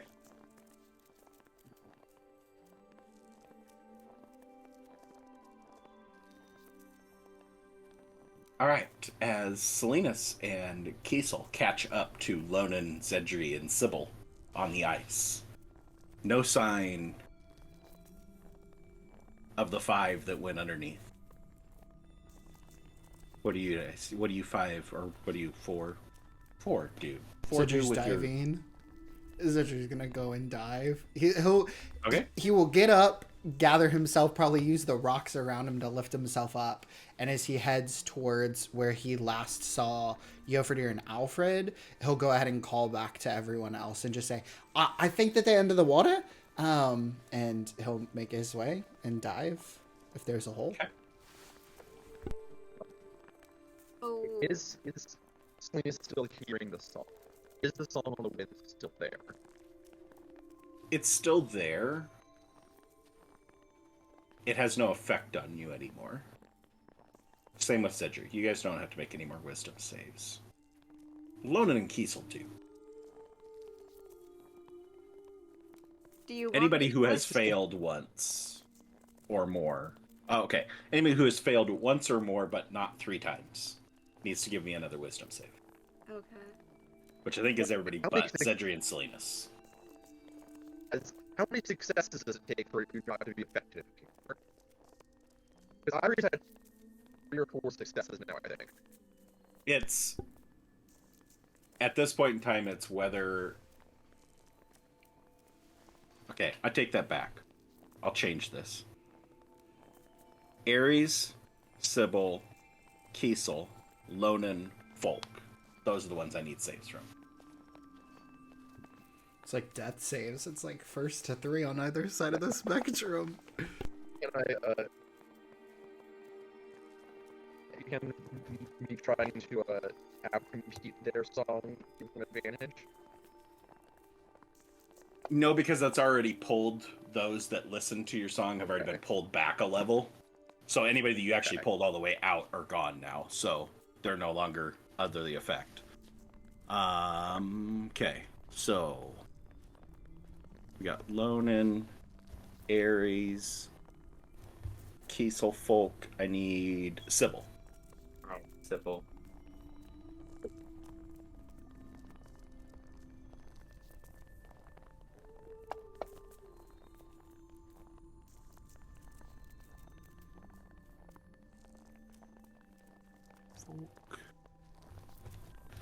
Okay.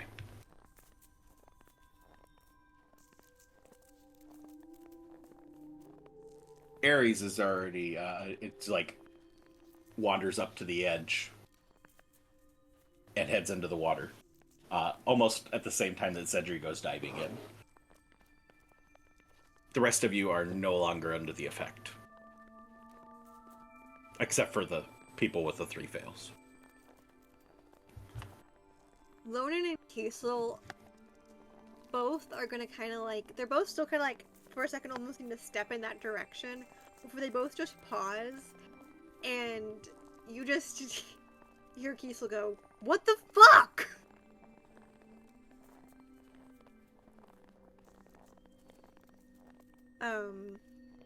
Lonan is gonna watch Zedri dive in. I can't tell if he dove in to save someone or if he's also a problem right now. I'm not So- sure, but this is why is everyone always? Why is it only me?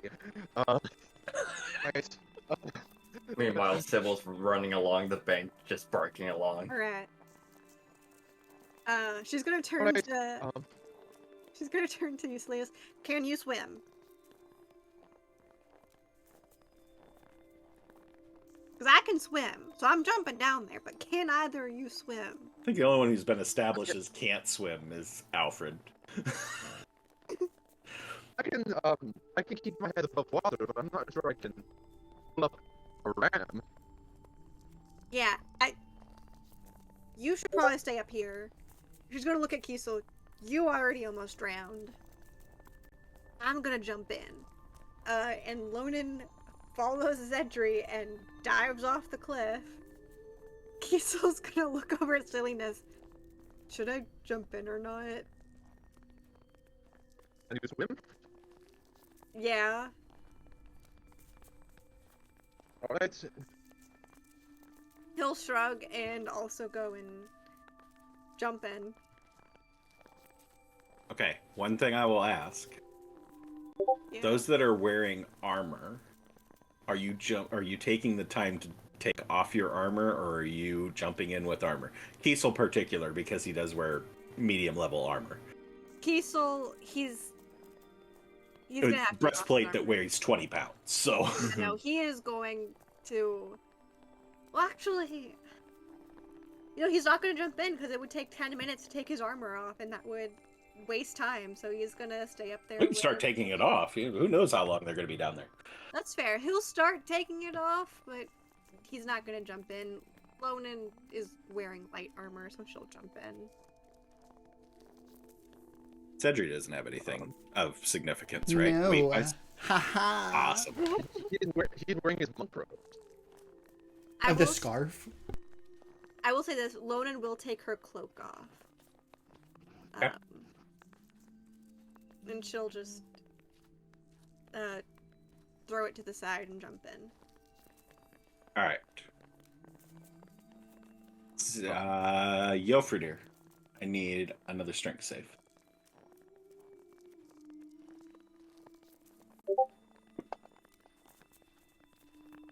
All right. Cedric, give me an athletics.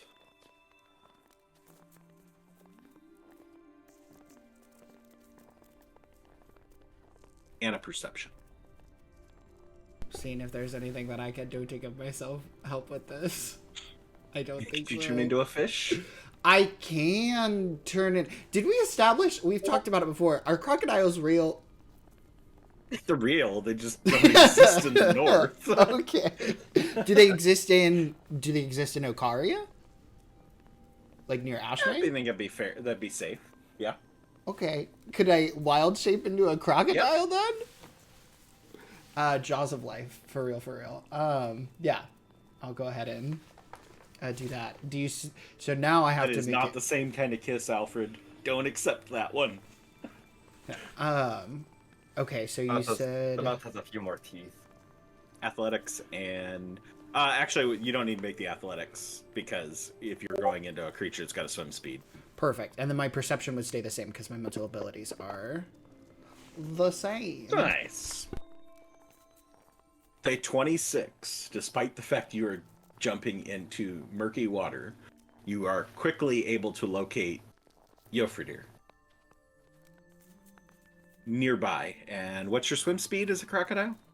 Let me check real quick. My swim speed as a crocodile is 30. Okay. Easily able to get to Jofridir. Do you stop at Jofridir or do you continue looking for Alfred? No, I'm going for Alfred. Okay. Jofridir just floating down into the depths as a crocodile tail goes past, whooshing past, doesn't really notice it. Still sucked into the voice and the whispers. Jofridir with 2 successes on your strength save. Go ahead and give me another wisdom save. Still a disadvantage, but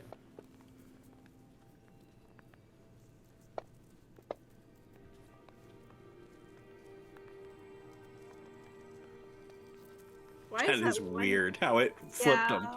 them. Yeah. Okay. With an 8, you still continue to hear those whispered sweet nothings from Alyona as you're just floating deeper and deeper into the water. As Zedger goes past. Hazel's taking his armor off. Selena's any further reaction up above before I go to Lonan's jumping in the water? Salinas holds out his hand. He still has his violin bow in one hand. And as the new runes that Alfred has carved them light up, he says, word in Elvish, and a white ball of light appears under the water as he casts Radiant Sphere. Okay. Wait, That was just works underwater like a year and a half ago. Yep. how? No, perception checks to find people under the water will be with advantage with the Radiant Sphere. Jofridir is still wearing his ring of water walking. Mm-hmm. So is he still He can sinking? choose to. He has to choose to use it, to activate it. I swim in the Okay. water willingly. Man, otherwise he'd never get a bath, and that'd just be horrible. He would have to take the ring off to take a bath. I have a question. Since I'm a monk and I have unarmored movement, would that apply to my swim speed? Since I don't technically have armor or a shield?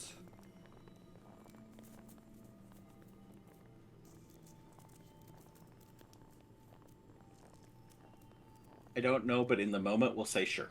Okay, cool. I just want to get to Alfred faster. When you wild shit, you keep all of your abilities, so I don't see why it wouldn't. Yeah, isn't that why you can rage during shapeshifting? Yeah.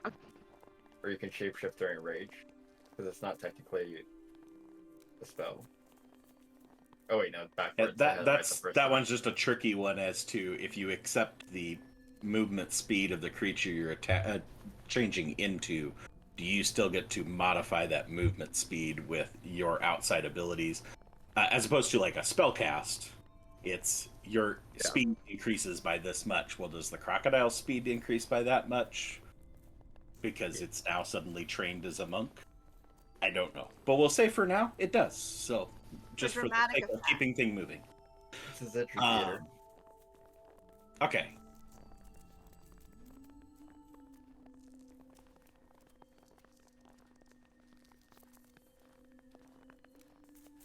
Yofredir, give me another strength save. Cedric, give me a perception with advantage.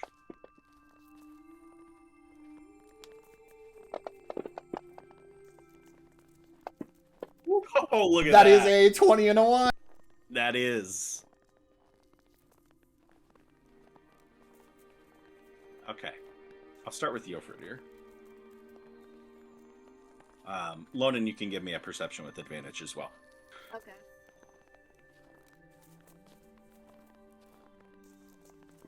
I might live.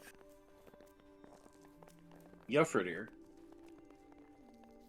feel its hands grab each side of your face, pull you in as you see the face of Aliona leaning in, pulling you towards her, giving you this deep kiss that just you release, relax, and just float deeper and deeper into this marsh. What's your con modifier? 3. Okay.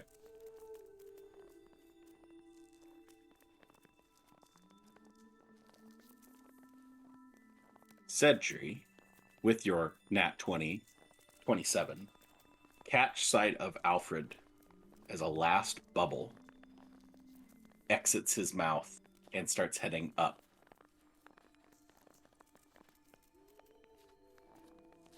What do you do as you make it to him with your swim speed? Is he just like sinking? Is there anything? He's just floating. Like he's sinking, but like his arms out, like he'd be floating on the top, but he is just steadily sinking down. Yeah, I mean, I'm gonna go ahead and swim underneath him and then push upwards. Okay. As you swim underneath, you catch sight of a skeletal figure, hands outstretched, holding on to the sides of his face. Long, rotted away corpse of some being is what's like has him anchored to the bottom. So it's Alfred kind of like floating here. It's this So you creature got the hands up, reaching, Alfred's pulling face. down He's extending out at an angle up towards the Yeah. surface. like this. I mean, I'm just got straight through. I'm gonna Okay. yeah, try to take out the arms. So I'll come in at an angle and just like Okay. try to bite. Give me an attack roll on the crocodile's bite. Oh jeez, these ones are weird. Okay, so the attack for a bite is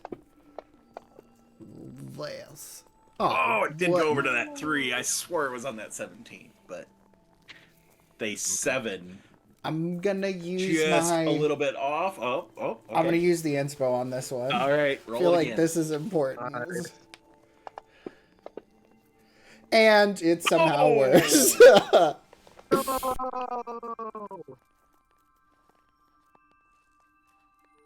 Anybody out there in the audience? Please, Infernus, please. Save the ship. Save the ship. I literally might text Gimp. No. I We know don't wanna he's get watching, that but he's bad. not listening. No, I know he's watching it, but he's not listening because he's playing video games with his cousin. All right, I know it's up, though.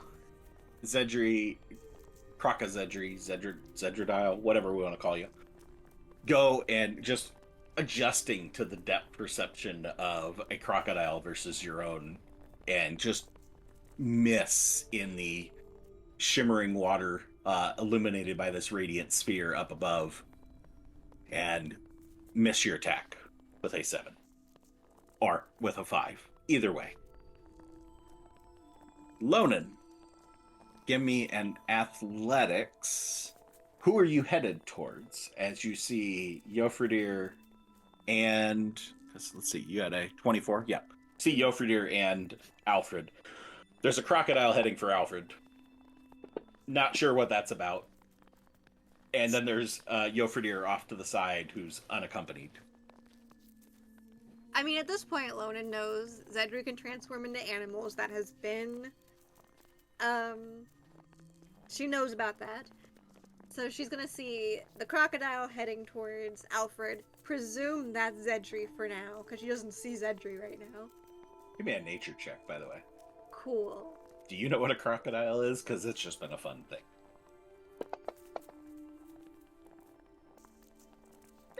It's heard of them. Yeah, she's heard of them. They're not common within the No. But she's gonna see Jofridir and head towards him to try and pull him out Okay. of the water. With a 25 on athletics. All right, as you get over to Jofridir, you find these two skeletal hands latched onto the sides of Jofridir's face in the skeletal, rotted away corpse of some sort of humanoid, pulling him down. Actually notice horns that look very similar to the horns you saw on the hillside coming out the side of this humanoid skull. Okay. Lauren is gonna pull her dagger out of her boot and try to stab this thing. Okay. Make an attack roll. Be disadvantaged because you're underwater. Okay. The DC is super low, though. Unfortunately, that did not work out well in Sentry's favor, so anything could happen here. But, all right, with the 16, still, you're able to hit as causing these hands to release. And Jofridir just kind of floating there. Jofridir, you feel the kiss end. But you just feel like you're just... Is it going to start again? You're waiting for it to start again. And you're kind of just to a point where you're just kind of drifting off and only half awake at this point. Elodin's gonna grab his arm and start dragging him towards the surface of the water. I'll say that's probably the extent of what you can accomplish in this round, is diving down to him and severing this skeletal creature. Casel continues to attempt to take his armor off. Salinas, anything further with the radiant orb illuminating things down below? Can I see what's going on down there now? No, not from outside the water. Okay. You'd see your orb, He's gonna but then it's... everything else is just dark reflections. he can't see any people in there. No. Then he would try to move the orb a little bit deeper to see if he can spot any people or any of the snow rounds. Okay. All right. Alfred, I need a death save. Oh, I was waiting for it. Your two were up.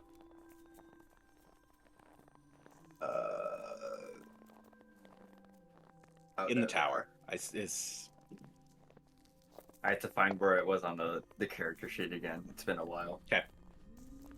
Been a while. Cedric, another bite at the apple.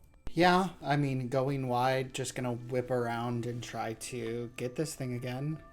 Okay. So, fingers crossed.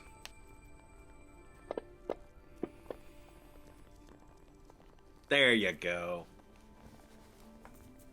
As you go and just like lay in, bite, you actually take the two hands with it, latching into that crocodile's mouth. You have these two hands and they go and just like rip aside from Alfred, and Alfred is just floating, no longer tethered to the creature. Anything else? I will continue my previous planned action of Okay. coming underneath Alfred, trying to make my long body like lengthwise for his, and just pushing up the little crocodile arm movements. As Give me an athletics. As Okay. your crocodile. I Oh. don't know what strength modifier you're getting from the crocodile. Gosh. Yeah. Let's see. Decent. It says that It's the gonna be like a strength is 15. So that would be +2 to athletics. Mm-hmm. Okay, so I'm just gonna roll my own +2. That's fine. Middle of the road. All right, you should go and start to push Alfred back up towards the surface.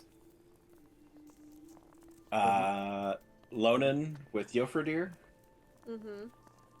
what are you doing? Attempting to pull him to the surface? Yeah, she's gonna grab his arm and try and start pulling him towards the surface. Okay.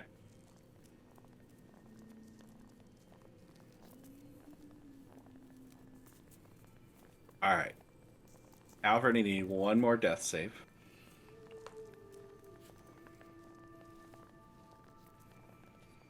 In the tower. Salinas putting your orb down deeper. Kiesel, like, working his best to try and get this armor off and put it to the side. AJ knows all about that. As you guys stand by the side waiting, and just this silence and fear of what has happened to your friends. Where are they? Why have they not come back up? And this Alfred's body breaches the surface and is floating above as a crocodile pushes it up. Give me one more athletics check there, crocodile's edgy.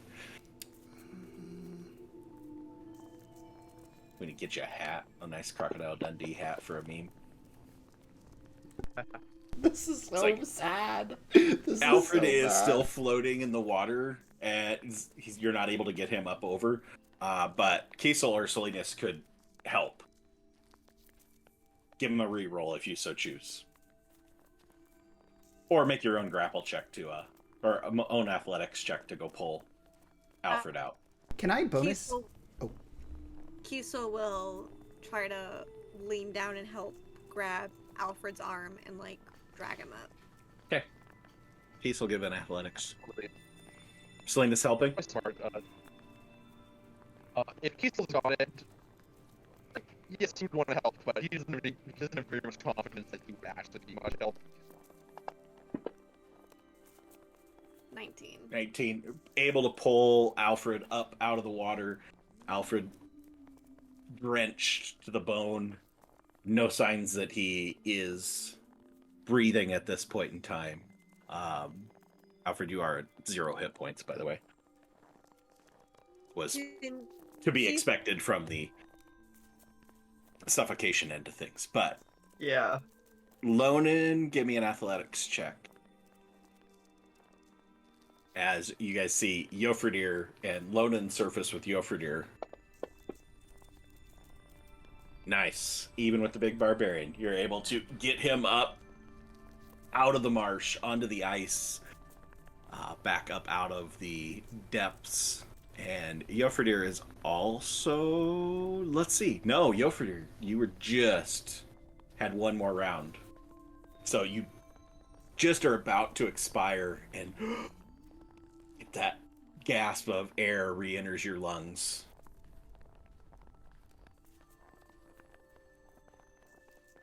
But Alfred is not moving. And Keith will start Salinas, like, it says you did not assist. You still have your action. What would you like to do? Seeing that Alfred is lifeless. Salinas is going to rush over and place both hands on his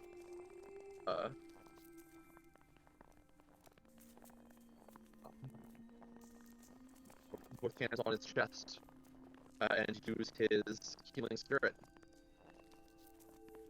All right. Just Go ahead. tendrils of energy sneak out of Salinas' hands and into Alfred's cold body. Go ahead and roll the heal.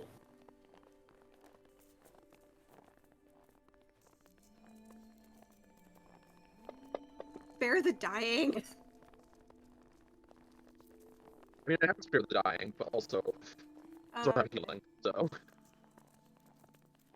These energy pulses through these tendrils into Alfred. Alfred, you feel air re-enter your lungs.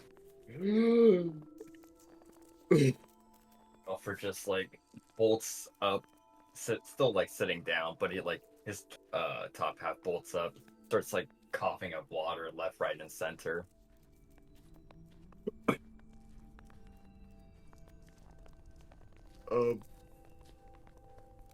Am I broken from the trance? Yes. Fine, Furnace, what happened to me? Jofredir, you are not broken from the trance. Alfred broke from it when he died. When he went unconscious. Almost died, sorry. If Jofredir moves to go back into the water, Lonan is going to stab him. She is I'm right. gonna say you are still under the trance of you're still waiting for that kiss to come back. So I'm like That was there. semi-conscious. Yeah. You're not being drawn back into the water at the moment. I was just gonna say, this is great. Our animals are still in there, so maybe if you can. Snowflake? We will look at Salinas, stab him if he starts to go back into the water, and she will go back into the water and start trying to find. So it's Moonspark, Snowflake, And Mystic. and Mystic. So she'll start whichever snow ram she comes across first, and she's gonna. How is Folk doing right now?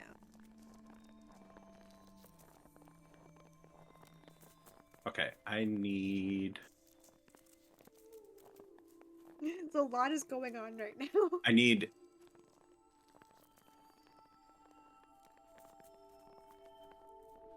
Cedric, roll me a d20 in the tower. Lonan, roll me a d20 in the tower. Okay. And Alfred, roll me a d20 in the tower. Mm-hmm.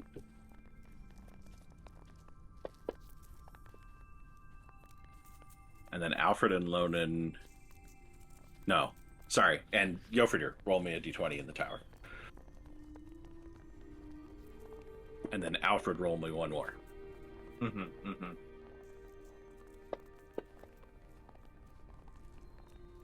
Okay.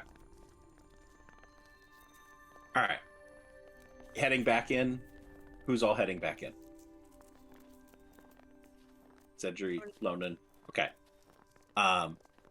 You How far along is dive this back diesel into this point in time. Not very far. Okay. Because I got 6 seconds per death save for the snow ram, so I don't think we want to say it's been 10 minutes. Otherwise, Okay. it's kind of pointless to do a search and rescue at this point. Can Alfred see down into the depths of the water? Can he No. see any? Okay. You can see the radiant orb that's still down there, but it basically makes it you can't see anything else that's down there because you're outside. If you were in the water, you might be able to see things. But as Crocodile Zedri, keep that clear, slithers back into the water and Lonan dives back in. Poor Snow Ram's lives hang in the balance, sunk down into the depths of the marsh, with Crocodile Zedri and Lonan fast heading into the water to attempt to save. Give me perception checks with advantage. Oh, you got something, Alfred? Yeah. Who's still above? Kiesel, Selena. Everybody but those two. Yeah. And, okay. well, 2 snow rams and everybody but those two. Alfred is going to hand, if you'll allow, he's going to try and tie a rope around himself and hand the other end to Kiesel. And with his movement, he is going to jump into the water. And as he says so, as he does so, he's going to say back to Kiesel, "Hold on to this rope, don't let go, please." And he jumps into the water. I feel like Kiesel would try and stop him from jumping into the water. I feel like Kiesel wouldn't let How him would do he that. try and stop him? Could- Physically? Yeah, Kiesel would just like grab his arm and like. He only needs 12 hit points of damage to knock him back out again, so could go non-lethal. Can he try and grapple him? Yeah. Kiesel's gonna grapple Alfred. So what, Alright. an acrobatics Diesel check? athletics or acrobatics, and Alfred same. PvP. Look at that nat 20. Man, those are some good rolls. In the Good same numbers, motion, but Alfred slips free. in the same motion of throwing the rope to Kiesel, Alfred also pushes Kiesel back a couple feet. And as he has a head start on him, he makes a jump. He's down like he's diving like an Olympic swimmer. I imagine Kiesel's There's our like, Olympics plug for tonight. like also half armored, so he's kind of like off balance a little bit. His armor's down around his ankles. He's in the process of getting these things off. He Yeah. still yells his Distracted little by a blurb, rope being thrown at him. "Please don't let go." All right, 3 of you heading down then. Give me so Alfred, add a perception with advantage into the group here with everybody else. Heard that. Thank you. Appreciate y'all for sticking around. Oh, advantage.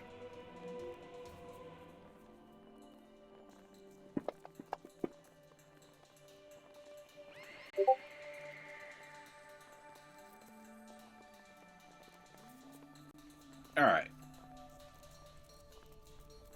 Zedri, roll me 3d4s. Actually, roll me 4d4s. We'll throw a 4th one.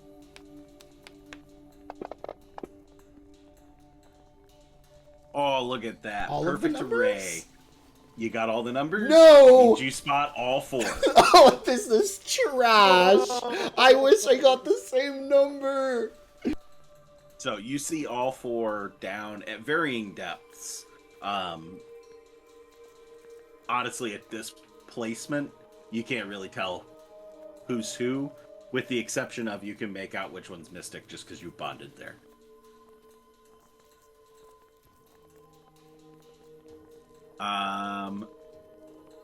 Alfred, roll me 2d4, and Lonan, roll me 1d4.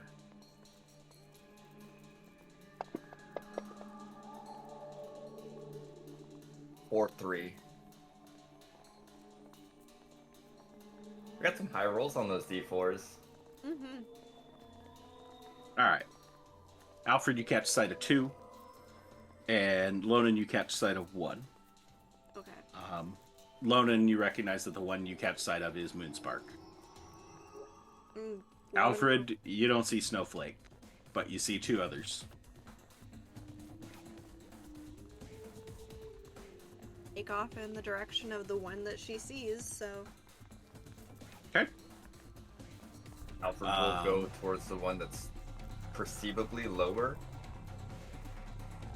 So, Lonan, you have a swim speed, but you're also wearing your fairly heavy armor. So, give me an athletics. Alfred does not have a swim speed, so give me an athletics.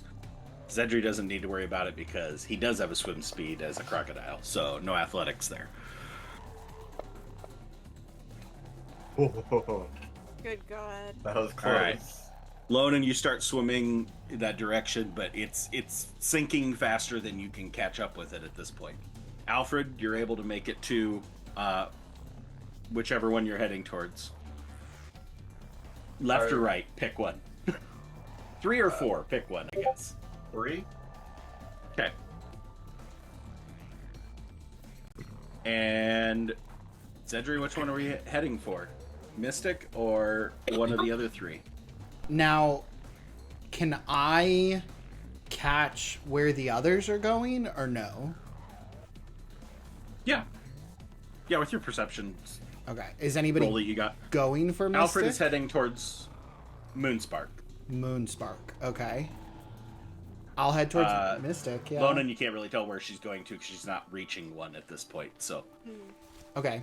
My goal is to... I'm gonna golden retriever with the egg, then.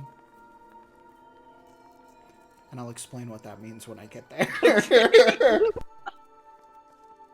Well, whichever one you're going to, you get to it because you don't Okay. have to make the athletics check, so. Cool. Then yeah, gonna go ahead and open up my mouth and try to catch the snow rim in my jaws. Which is which one? Mystic. Okay, you are going after Mystic. Okay. Yeah, I will. Why All not? right. Able to, I guess... give me an athletics or an acrobatics. Basically, give me a grapple check against a default DC 10. Because they aren't fighting back. They're unconscious, so... It's more so to just deal with the water. Yeah, okay. Then my athletics is still +2, so...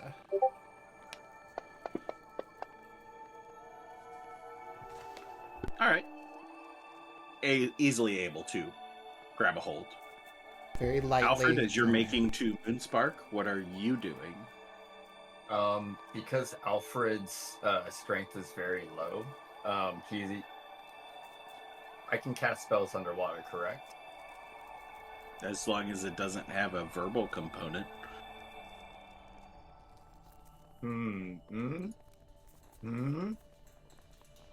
Why not? Can you just talk into the water?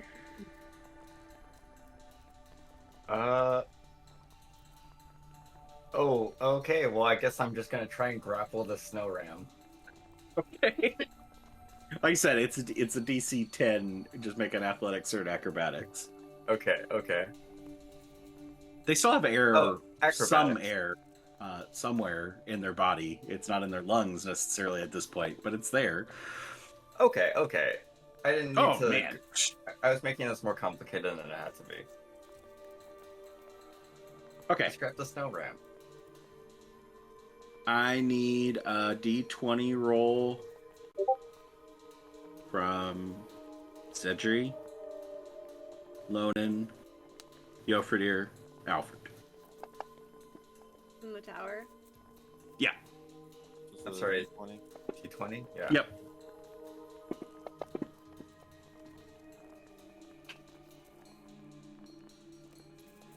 Replying to the cheeseman. All right. Salinas and Kiesel up above. Kiesel with Alfred's rope in hand. Watch as Crocodile's Edry and Mystic Breach get above. Give me an athletics for Crocodile's Edry.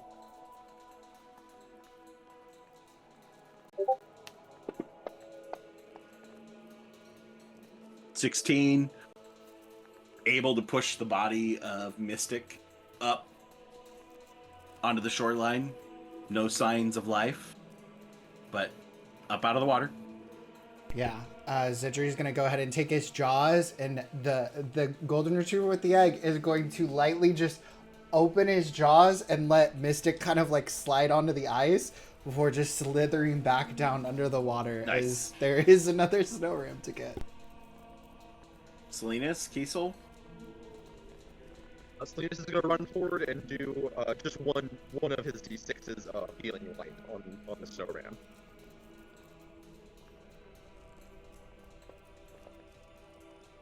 Hey, look at that!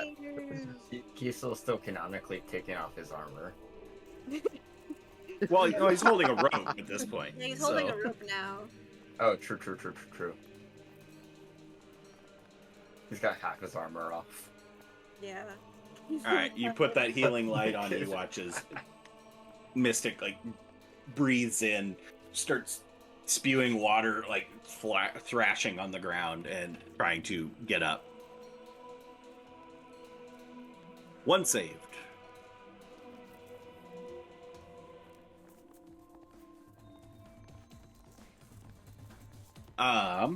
As you're doing that, Alfred,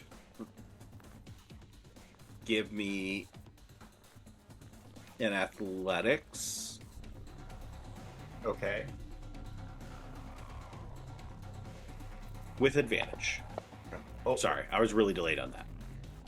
I'll just roll one more. Yep. Okay. Since you have somebody holding the rope pulling you up. Beautiful. All right. With 15, Moonspark reaches with Alfred in tow, pushing up the side. Give me another athletics. So you attempt to push this large creature up over the... Are you doing anything with the rope in relation to Moonspark versus yourself? Trying to give you a help.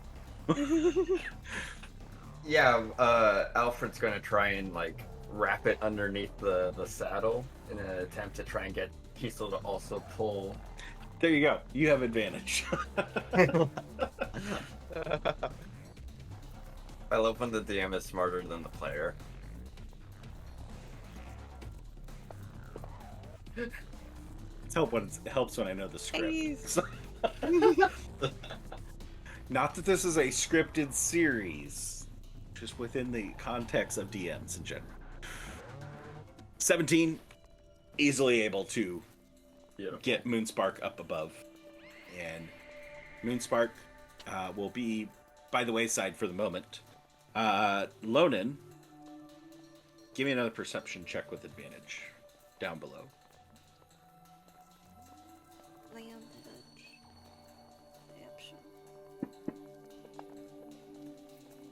Double twos? Oh no! I'm rolling like shit tonight. Okay. Your rolls are being spread too thin. Yeah. Give me a d20 roll in the tower, Okay. Lonan.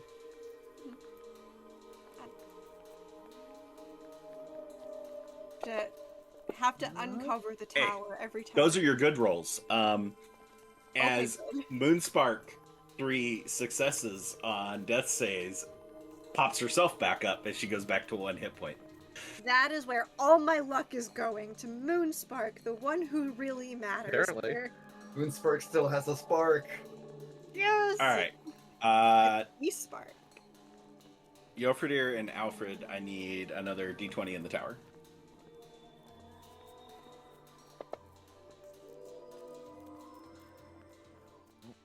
My dice are getting stuck.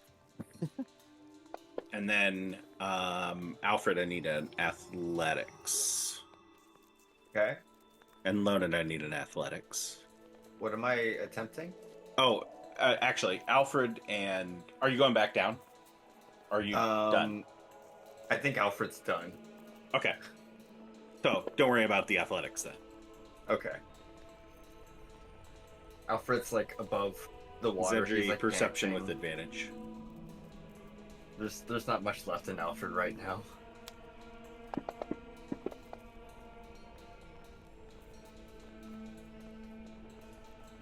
Okay. Zedry, give me 2d4s. Lonan, give me 1d4.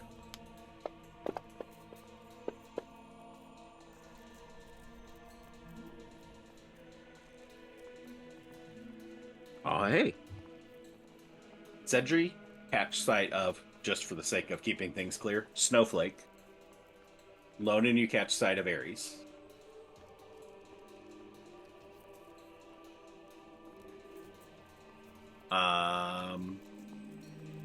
Just for brevity's sake, both give me... Okay, Lonan, give me another athletics. Or give me 2 athletics, Lonan. Zedry, give me 1.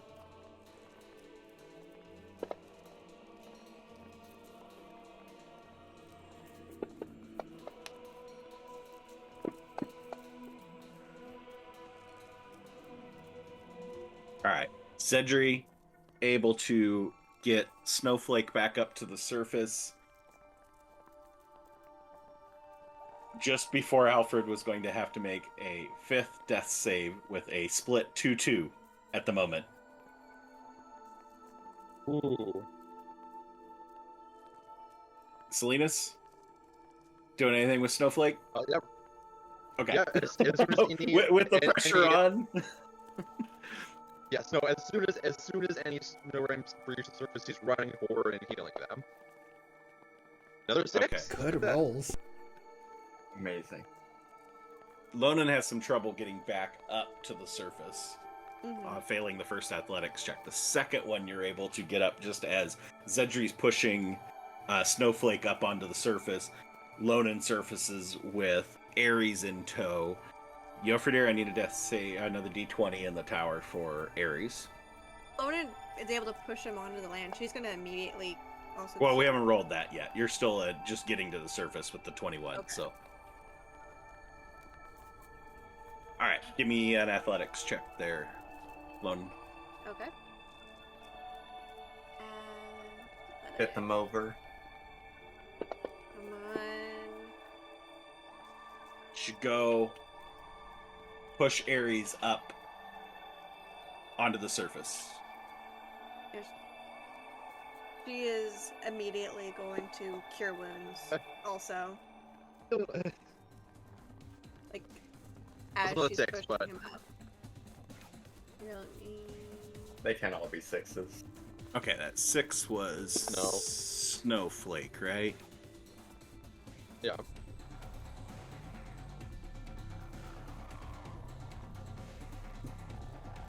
Get him drug over here. Alfred's gonna walk up to Keystone and just like give him a big hug and be like, "Thank you. Thanks for not letting go. I really appreciated your help." He'll kind of like give you a hug back. Is like, don't fucking die again. I'm not Please. trying to. Yeah, don't. As you all get above the surface and get rid of the low intensity chase music.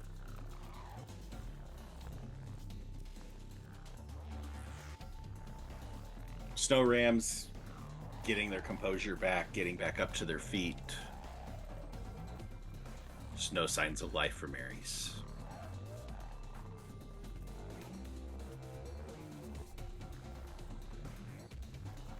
Was it? Yofredir healing failed the third was too late. death save before you guys could do your heals. 1 and 3 on the rolls there, Yofredir.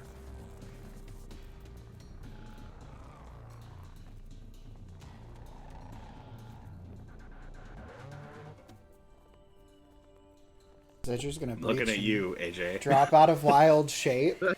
Yeah, and he is going to go ahead and run over towards Ares' side. And he'll go ahead and take out the Diamond. This is the second time, y'all. But yeah, Zedri, what? I mean, I think it's worth it, don't you? I mean, if not, we're kind of stranded out here at walking speed.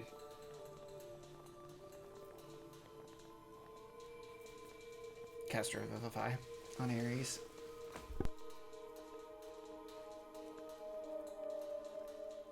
Okay. I mean, Salinas, there's no way that two of us could ride with you for year, or one person could ride with you for year. we would have to, I don't know, like me and Lonin or you and Zedri or something like that. Not hearing anybody actively trying to stop Cedric. Mm-hmm. He's just trying to talk him out of it, but like, Well, he said he's starting to cast Revivify, so I was Is just it- waiting in case anybody's going to actively try and stop him. He's physically. turned, like, nodding towards Salinas as he's, like, starting to do the incantation for Revivify. Yofridir, you're with it again, with the 21. As everybody has shook the stupor, as Yofridir starting to regain his faculties, hears coughing and sputtering coming from Ares as Zedri brings Ares back. And the party is whole again. Everybody's alive. Yeah, this is Yovitor starts coming too. He's on trying to lift his head a bit, looking around. Does he know what had happened was just like some magical effect, wasn't real? I roll an intelligence save. And Alfred, I Alfred suppose, also. do the same. Yeah. Intelligence DC save? 5, so just Okay. don't. Be pretty easy to put two and two together. You weren't just making out with your girlfriend. It just wasn't happening.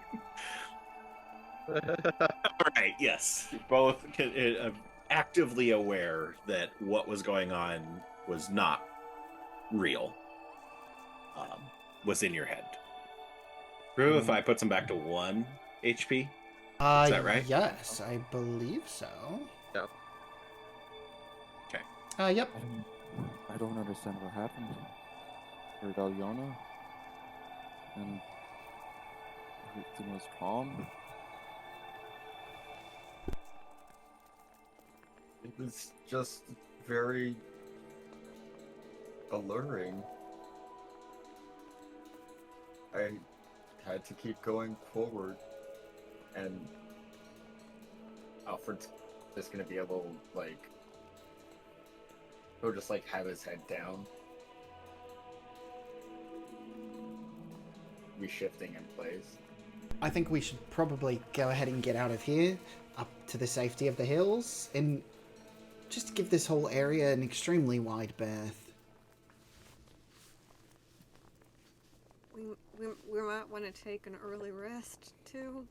And Lonan is standing there shivering as she's like picking up her cloak and wrapping it around her again. Alfred's Yeah. gonna try and, like, burn Might fire take, next like, to her. might want to take like an hour and take a small break. Maybe let the snow rams recover their strength as well. Yovitor's gonna take his crow cloak off Ares. Like, well, I don't recommend we stay off here. Maybe towards the hills, and he's visibly shivering a bit too. Obviously soaked. Zedri will light a fire for Yofridir, and he's also going to, presumably it has not been 10 minutes yet since he casted Speak with Animals? I don't think it has. No, it wouldn't have been 10 minutes It's yet. only been like a minute or two. One quick. I need a D6 roll from Alfred and from Yofrid. Oh. Oof! Okay, re-roll. You guys can't tie. We can't tie?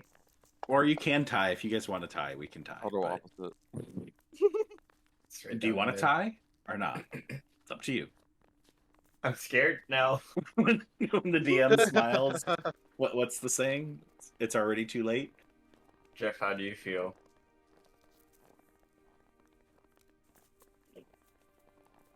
Let's flip a coin. No ties at the podium. Second Olympic reference. I have a penny conveniently. All right, heads is tie. There's Tails been is quite a few the ties at the reroll. podium, just so you know. I know. I don't watch the Olympics. All right, it's a tail, so no tie. No tie. All right, No so tie? 3. Okay. I roll 3. He rolls 6. We don't cause chaos. So,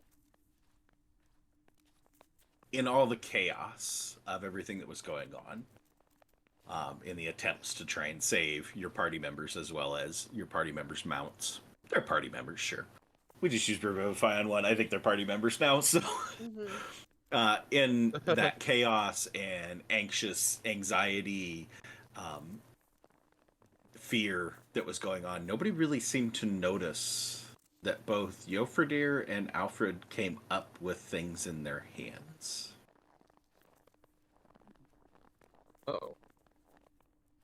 Alfred. Are we holding these things? Yep. Oh, okay. If you tied, you would have been holding hands.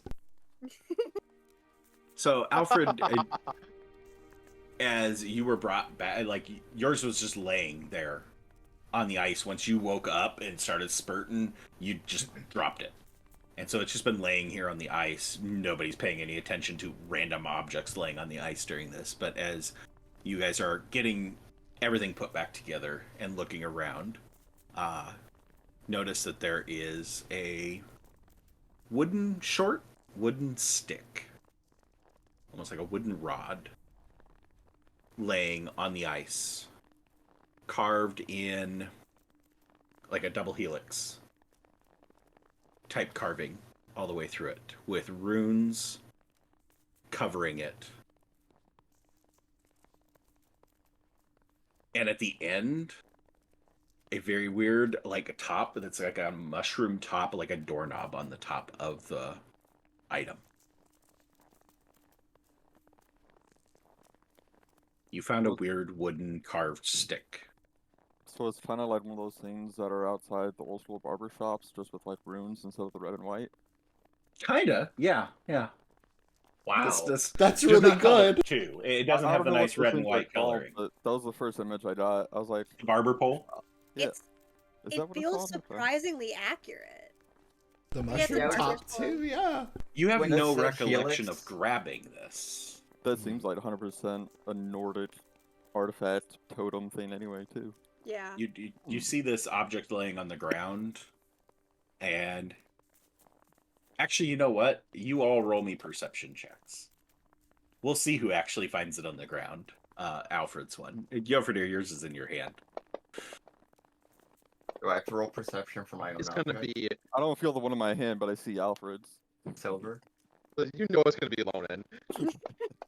I got an 18. The so who perception knows? checks. Nope. Oh, look at that. Zedri. Zedri's rolls tonight have been epic.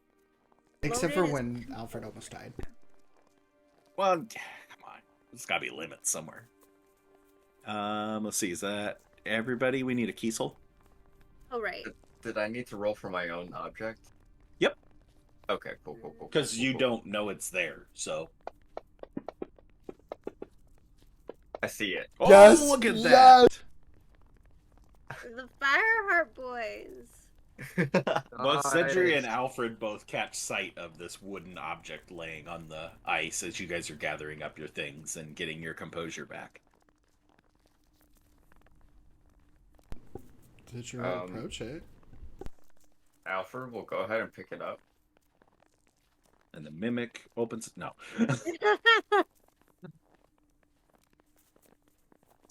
Very nicely put together. It's a little. Very, very minimal amount of damage to it for it being soaking wet, and feels like it has sort of absorbed a little bit of water, but definitely either it has not been in the water very long, or something about it is preventing it from becoming distorted because of the long submersion.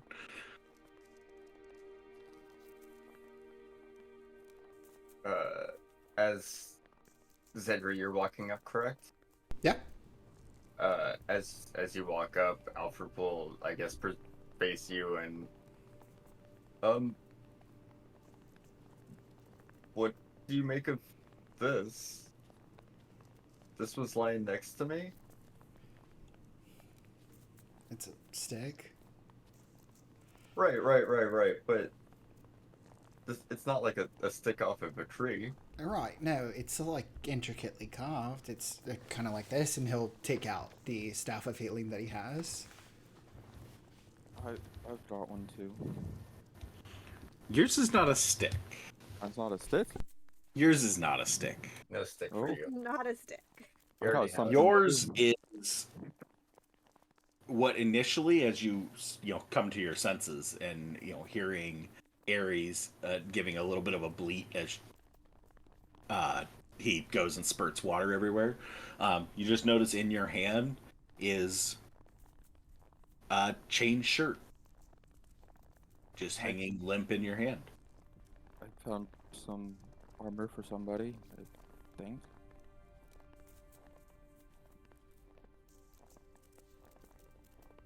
That's not ominous at all. He's gonna sit up and try to hold it out. It might be a bit tight across my chest. Well, okay. This place has been clan territory for, I assume, hundreds of years, right? So maybe it's just territorial battles. Y'all remember when I mentioned those horns earlier? The creature that was trying to at least drown Yofridir, yeah, one of them had the same horns. It had the same horns. I stabbed it. I ate some bones myself. Yeah, it was like a corpse. A little bit worried that with all of the ghosty things happening around recently, that these could be anchors of some sort. And we are now walking and talking, correct? It's up to you. Hearing the word anchor, your ear is gonna just kind of remember something and then trying to just pat around and then trying to Still there. relax a little bit. Give me a con save, Yofridir.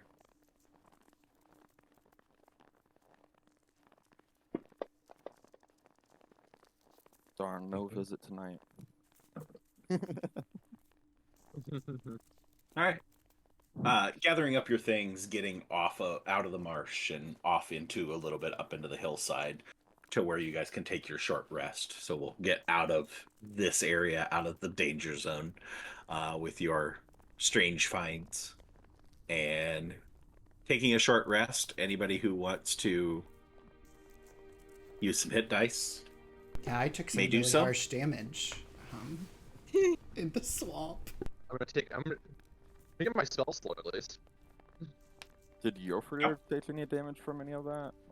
He didn't quite get to the point of dying, so Cool. I'm actually. you were on your last breath. Zedri's gonna walk around with the staff of healing and offer Gonna roll. it to anybody. I'm gonna roll 7 hit die. Just casually.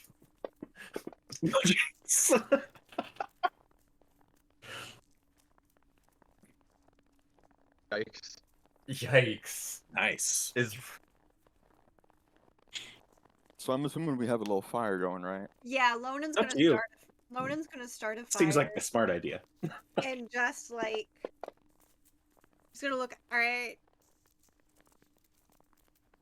None of y'all look. I gotta take my clothes off for a second. Yofridir's One just kind of staring turns down away. into the fire, wrapped in his cloak. You know, I used to take ice baths all the time. I lived here at home, but I wouldn't stay in that long, and I normally wouldn't have all my clothes on to keep me wet. Yeah, Gonna I do get not her. enjoy this. And Alfred's just like stripping in the middle of the campsite. Yeah, But- Yofridir probably would have done so already. He's just sitting there, crouching from the fire. All his clothes are just out over there. No, Lonen's gonna take off her tunic, her pants, her armor, and just like try to spread it out to get it to dry, and she's just wrapped in her cloak as well. Well, They all have it laid out in front of the fire. Yeah. Okay. We have to get dry quickly, or we'll die of hypothermia. I think there's a lot more to worry about than just hypothermia, and said she's gonna cast Cure Wounds on Alfred. Alfred Oof. is Some gonna rough look dice. away as he says, "Oh, thank you." well, hold on. You had asked. Hear me play. You ain't so bad. I wish I Oh, just could have the well, it mind was. to appreciate it more. Could Yes, well- Yoferdir roll another history check to try and remember what this place was? Yeah, because he didn't roll one on this place. That was on the prior place that he didn't know. Oh. So Oh. Which probably led us into this place without me knowing. Nope, I don't remember. Too cold. you know what? I'll let you roll a second dice. So I'll give you advantage on it, just because Okay. you've had a rude awakening of maybe what this place is now. No, never mind. Not much better. Wow. Those intel checks used to be Yoferdir's bread and butter. It's just not tonight. It's just because of all the stress he's having Yeah. right now. Fair. You know? That's fair. Yoferdir only has good history checks on things that he's not supposed to know. True. Exactly. True. Wait. You know, I probably know all about the Intendant, even though I've never been there. Actually, I probably know your neighbor, Lonan, that you grew up next to. Well, I know where you him. live. I've never met him before, but I know him real well. That's like one of my best friends. Social security number. Yeah. No, you know Lonen's brother's social security number.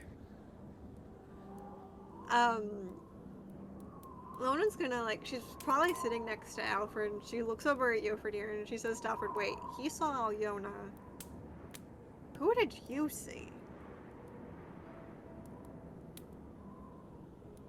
Alfred's just gonna go quiet.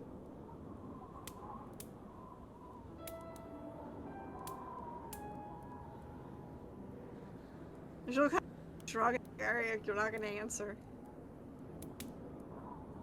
Oh, maybe a childhood crush or something. Maybe the lighthouse keeper. She is pretty. Yeah, she was pretty. Or maybe Jenica. She wasn't too bad either. Lancing between Alfred and Zedri. Zedri's gonna just sigh as he was kind of like over Alfred's shoulder and just say, okay, Alfred, I hate to say it, but your body's completely fucked. And he will walk around and like just sit in front of Alfred and say, you need a lot more assistance than just a few of these. And he'll like gesture to the staff. Alfred's gonna scamper away from the fire to his pack. He's like, "Oh right. I'll get a syringe out. Don't worry." And he's just gonna be like rummaging through his pack for an inordinate amount of time. Yoferdir, while this is going on, what'd you do with your chain shirt? I'll probably have it sitting next to me by the fire. Or away from the fire a little bit so it doesn't, you know, like scorching hot. So you notice that it kind of just gives off, didn't pick up on it before because everything was cold. But as you start to warm next to the fire, you notice that this chain shirt just gives off kind of a little bit of an extra cold feeling from it. We'll try to pull it closer to the fire. Strange. Does it seem to still give off that cold aura? As you grab it to move it again, give me another con save. Oh. No. Hey, I'm supposed to be good with those. Yeah.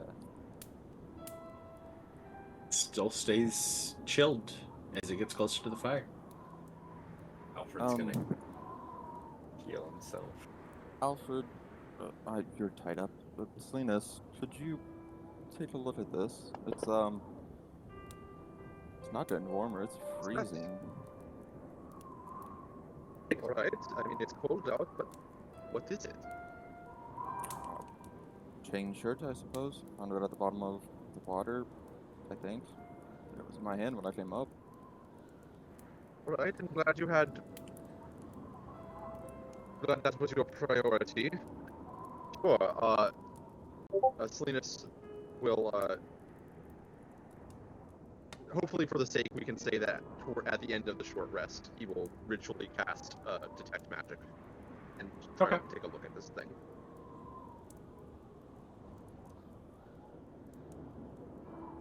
Yeah, we'll say you guys all take the short rest part. For those that are casting spells and whatnot, are doing that after the short rest.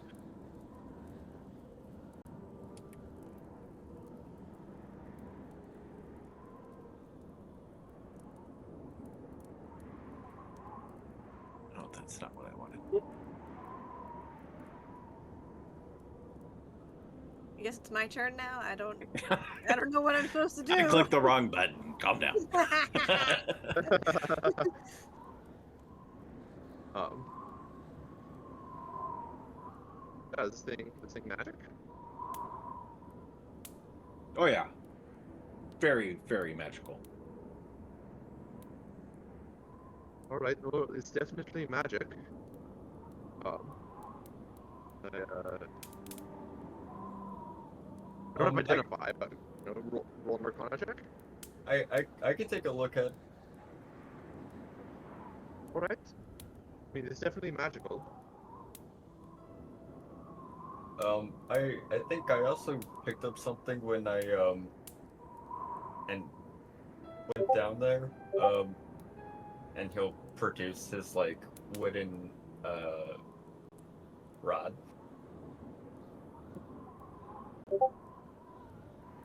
Okay. He'll go Also ahead and magic? start ritually casting Identify on it, or on Was it both of them. 10 minutes? Is that I believe so, Mhm. yeah. okay? All right. Let me drag both of these over into. Well, see, that's not what I want to do. I need to drag it to Alfred's inventory.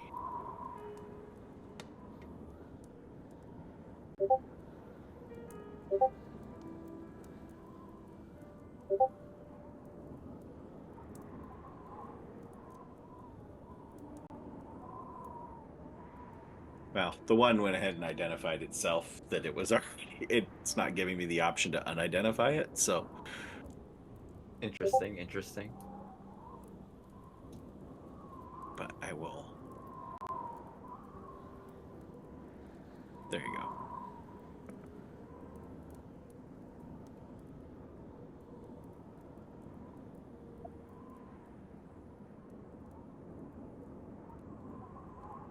You want to share with the class? Yeah, after getting done with the uh um with the ritual, Alfred will put away all of his instruments and he'll hold the chainmail and he'll say,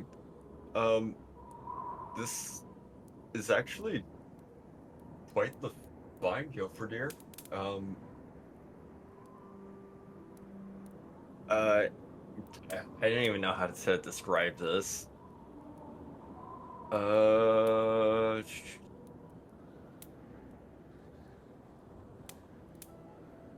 While wearing, I'm just gonna read this. While wearing this Sure. armor, you have resistance to cold damage.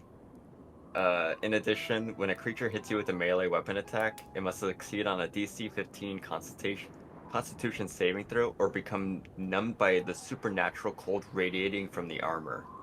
A creature numbed by the cold can either use an action or bonus action on its turn, not both, and its movement is reduced by 10 feet until the start of its or until the end of its next turn.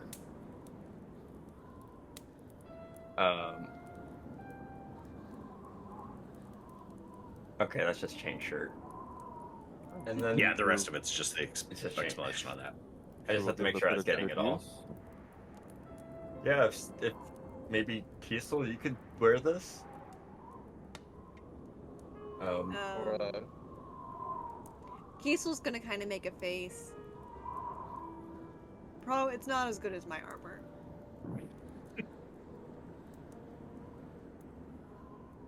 Oh, we can store it for now. Oh, Cedric, oh. would you like to hold it? Sure. Oh. Yeah. Yeah. I have no use for the armor. Better without. Golden, don't you wear a chain shirt? I do, but the one I currently have,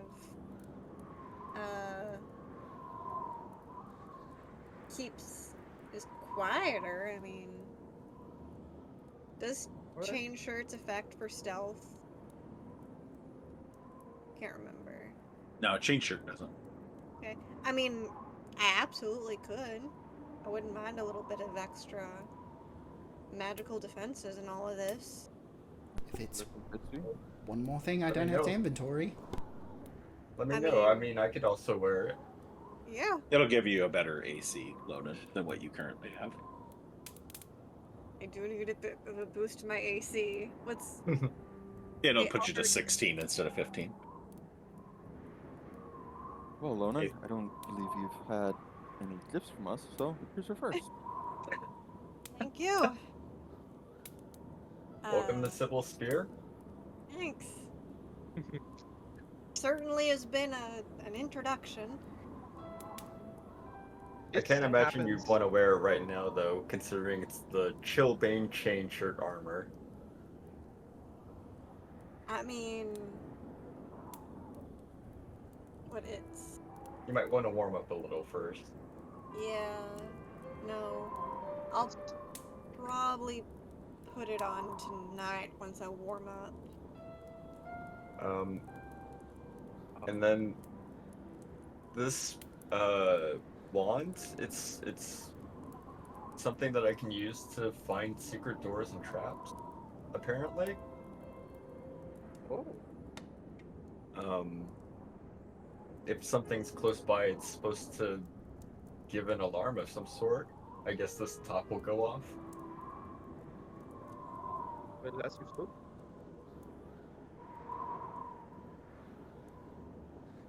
So I don't know if this option pulls up on your end, Dustin, but when you open up the item, on the top of the item box, has it got a little chat window button? Put record to chat. I think Output yeah. record to chat. Yeah, if you click that, then Oh. it'll pop up in chat and everybody can read what it does. Oh, I could have done that with. Oh. Ah. Technology. Wait. Where'd it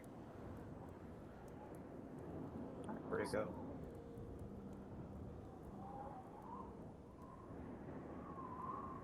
Did the chainmail leave my inventory? Yeah, it's in Lonan's inventory now. Oh, okay. I was like, I don't see this. That's her problem now. She's got to find out the chat box thing. How do I do that? Just So if you the open item? up the item from your inventory, Output record to chat? yep. Yeah.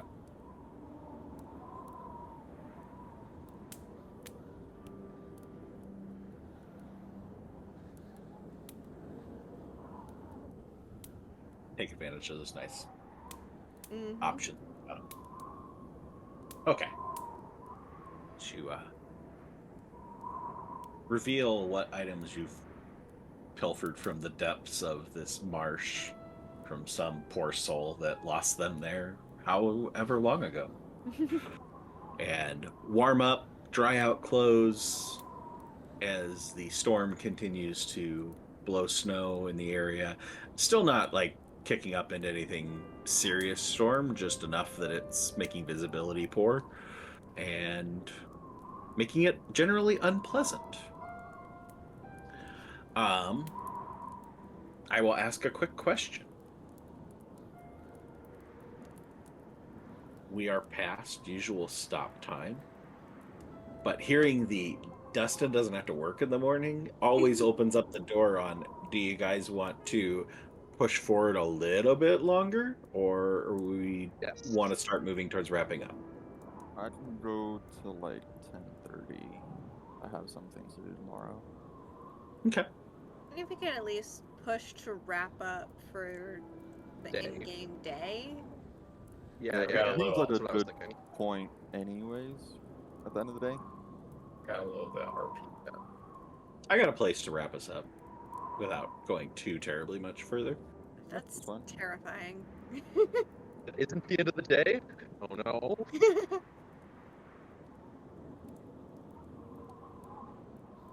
All right.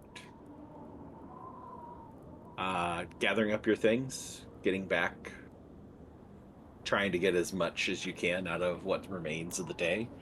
After taking this unexpected extra break, you got about one more length that you can get in, and as you start heading back out across the snowy wastes,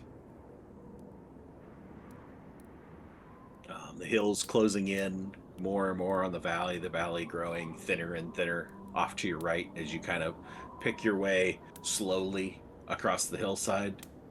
Not a pleasant trip, but you're able to make your way decently well.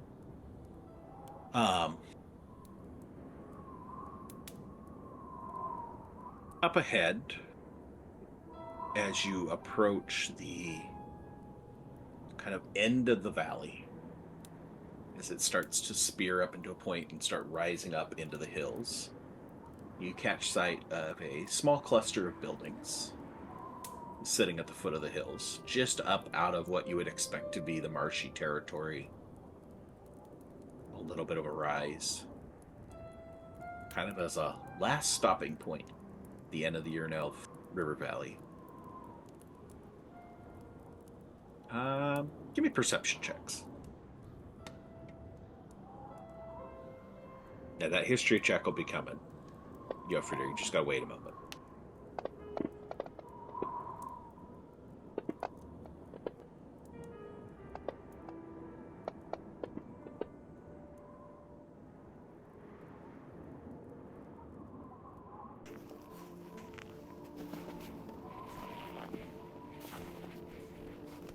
Okay.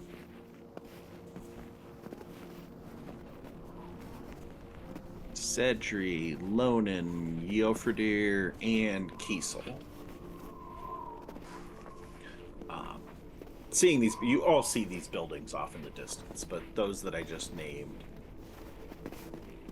tell that places looks aged, decrepit, looks definitely abandoned, like it has been sitting without activity for quite some time, years.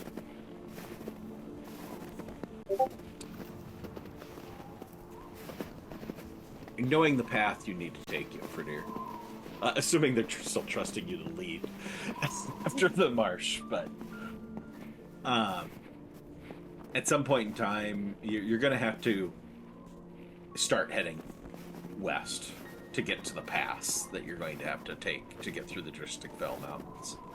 So it's the option of, do you stay up in the hills to skirt around this little building site, or do you eye it as a potential place to stop for the night for a little bit of shelter?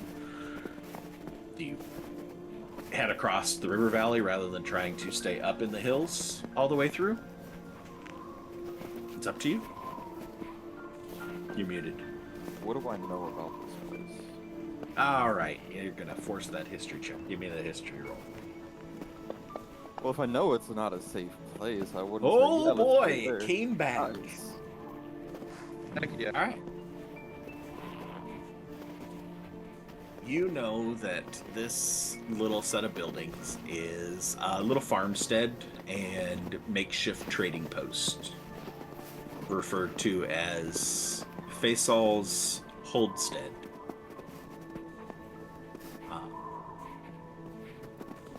Has been abandoned your entire lifetime.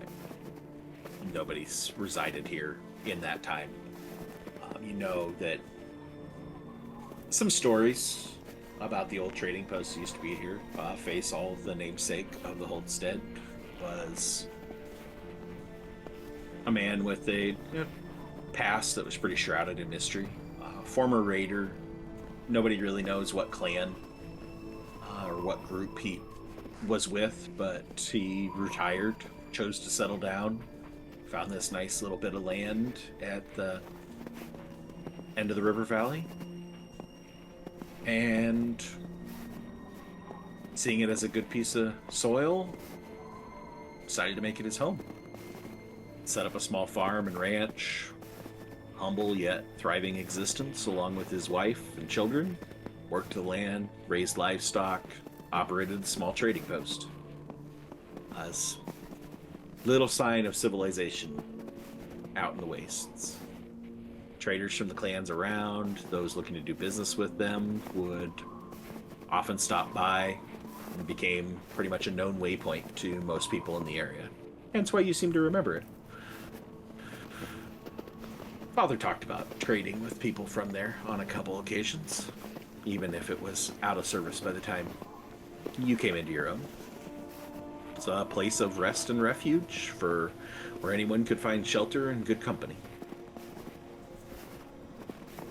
Well, Eh, eventually we're gonna have to move west to get to the pass, but we can stay tonight in some comfort. Azal's Holdstead. There'll be a roof, 4 walls, light a fire. Sounds wonderful out here. I ain't gonna complain about that. Can we just be on our toes in case anything happens? Right, This I is mean, Ben and there's true. a few other travelers there too. Well, Aren't we spooky always supposed to block. be on our toes? Well, some of us are.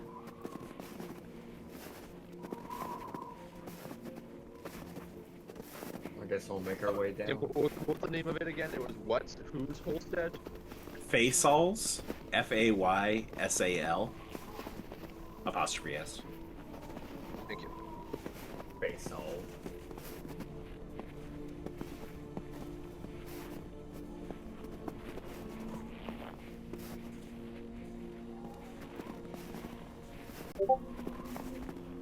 Don't remember. Jofrid, I'll note that you don't remember much more about the place. Anything as to why, whether the guy just got old, passed away, and or abandoned it, or whatever happened. But sorry, you didn't roll that high.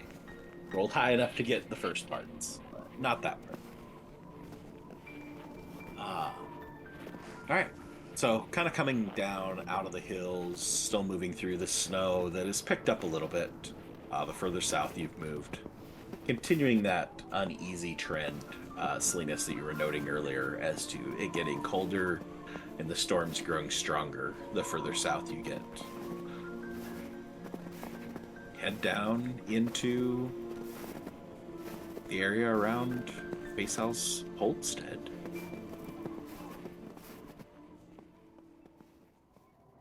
Switch my music up here if it wants to go.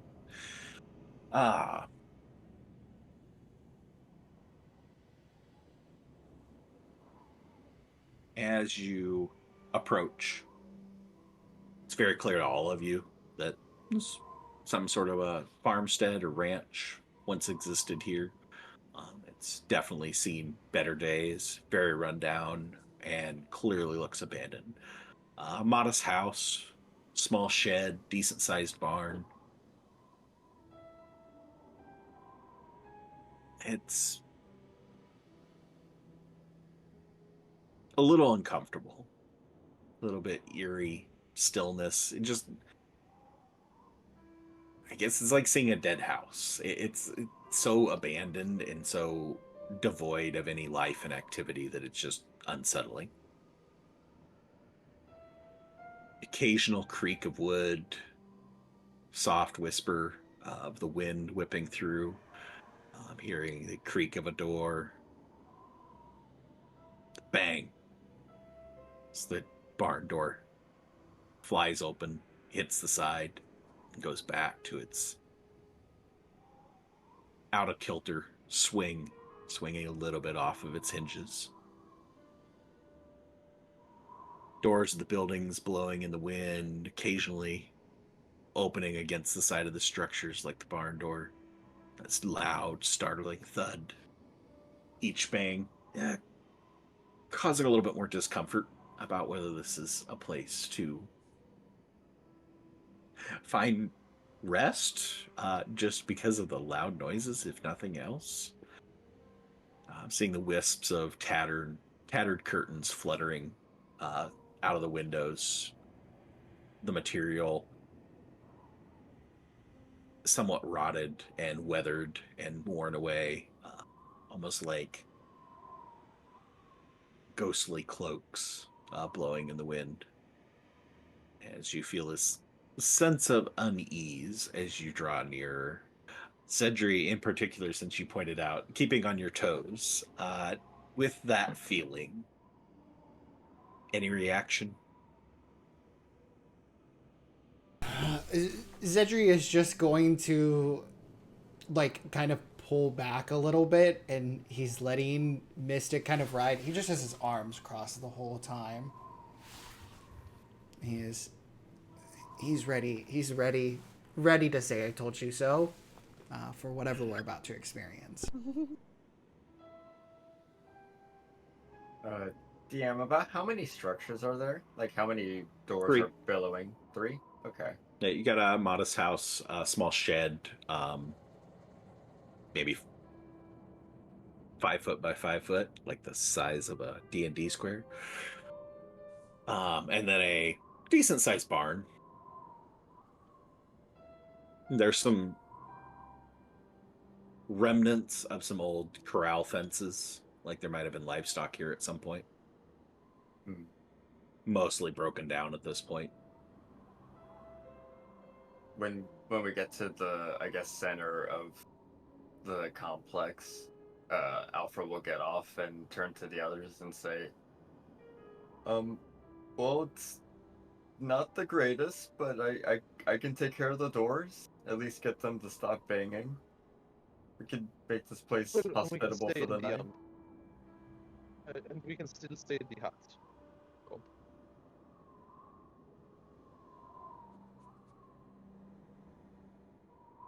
Help. All right. I'm gonna start on the barn. I'll see what debris I can clear out. Get some space for all of us. I can get a fire started in the house. I think I'm probably gonna go ahead and light some herbs. That can either be about incense or smoke. It's about incense. Cedri is not. He's no, not this boy.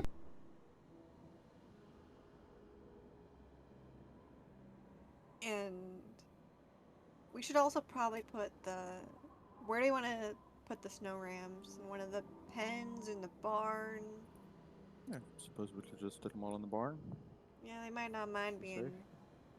warm tonight. Yes. Barn looks worse for wear, but quick look at it, it looks like it's sturdy enough that it's not like gonna collapse or anything like that. The shed, on the other hand, looks horrible. It looks like it is about ready to fall over. The aforementioned door on that one is hanging by only one part of the hinge is left. The other hinge is broken off, and so the door is slowly moving further and further down and out of the way, that there is little protection to be found in the shed. But the house, other than a sagging roof, looks fairly well stable. Decent structure. Roof's sagging, but doesn't really show a whole lot of signs of holes or anything like that, that it should be a roof over your head.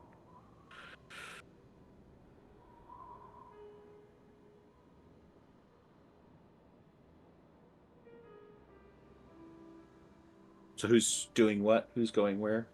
Alfred, you're starting with the barn? Actually, he'll change directions and start working on the structure we'll be staying in. So Okay. he'll go towards the house. And Yoker will be in the house clearing out whatever, so helping Alfred out, essentially. Okay. Well, everybody tell me whether they're going house, barn, shed, or none of the above. So I know where everybody's at. Lonan's gonna go actually to the barn and make sure all of the snow rams are settled, have food, and they're all good.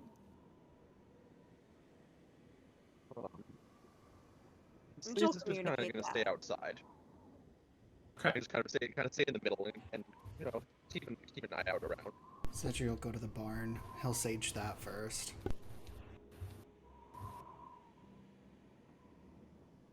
Okay. Alfred, Yofredir, house. Lonan, Zedri, barn.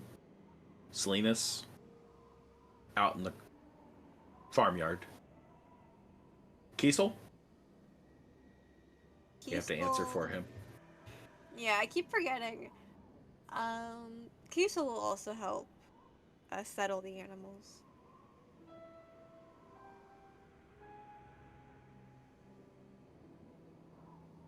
Okay.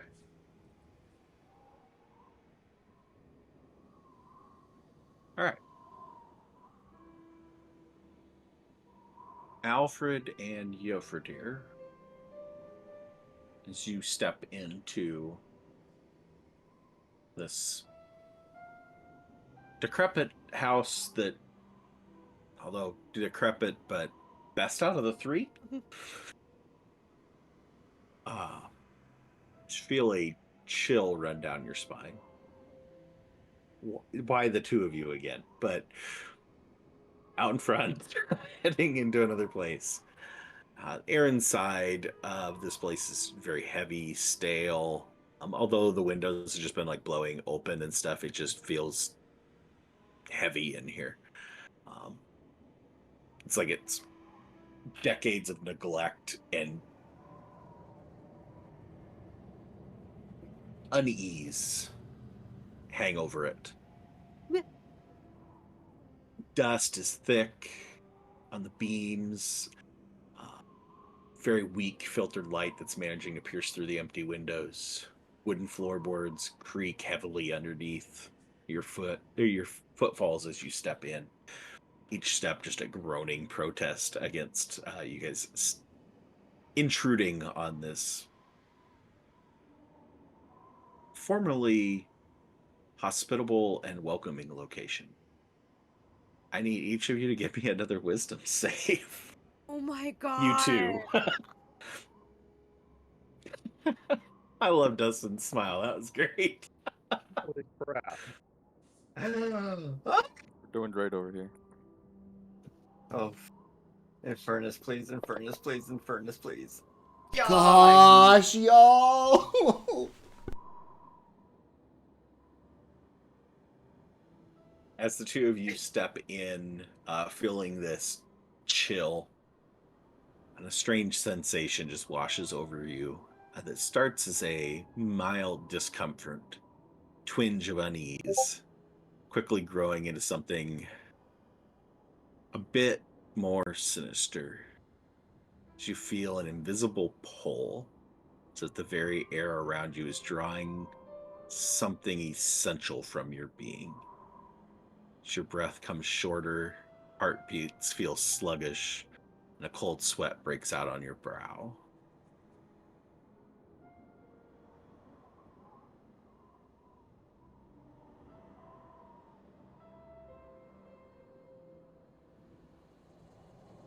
Each of you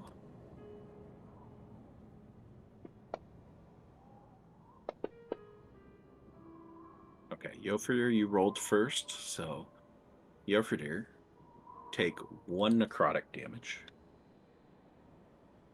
And Alfred, you take 2 necrotic damage.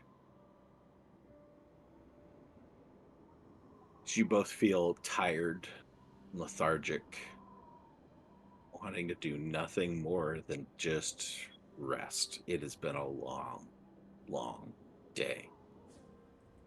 It's been an ordeal in the marsh.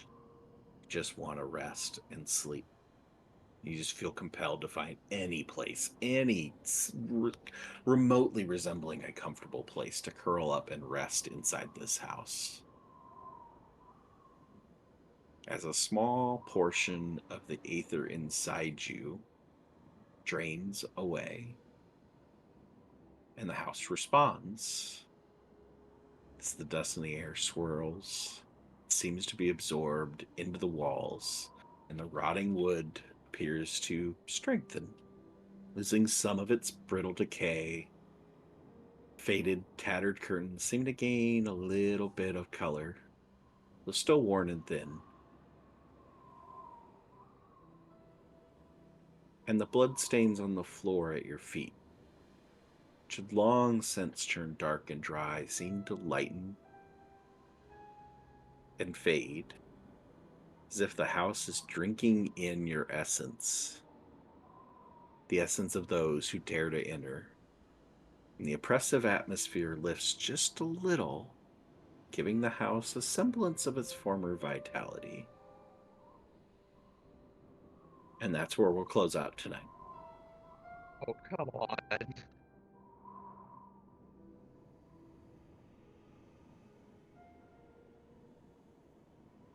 As Salinas catches sight of just a little bit of a change in the structure that's just so infinitesimal that it's enough to make you question whether you've actually seen what you've seen. And those in the barn see nothing.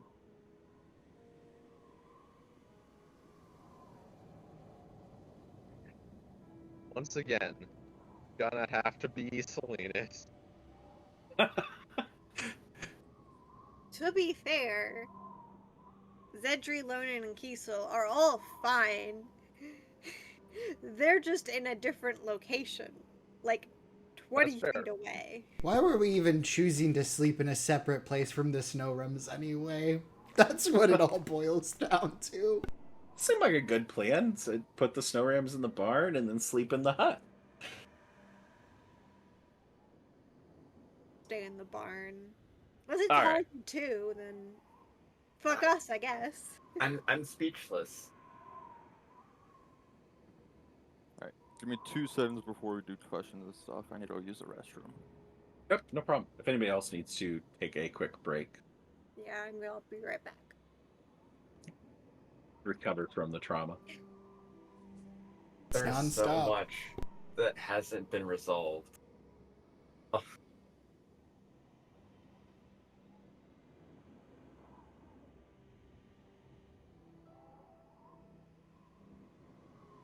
Anyway, when everybody's back, for those out there in Streamland, we'll be doing closeout stuff.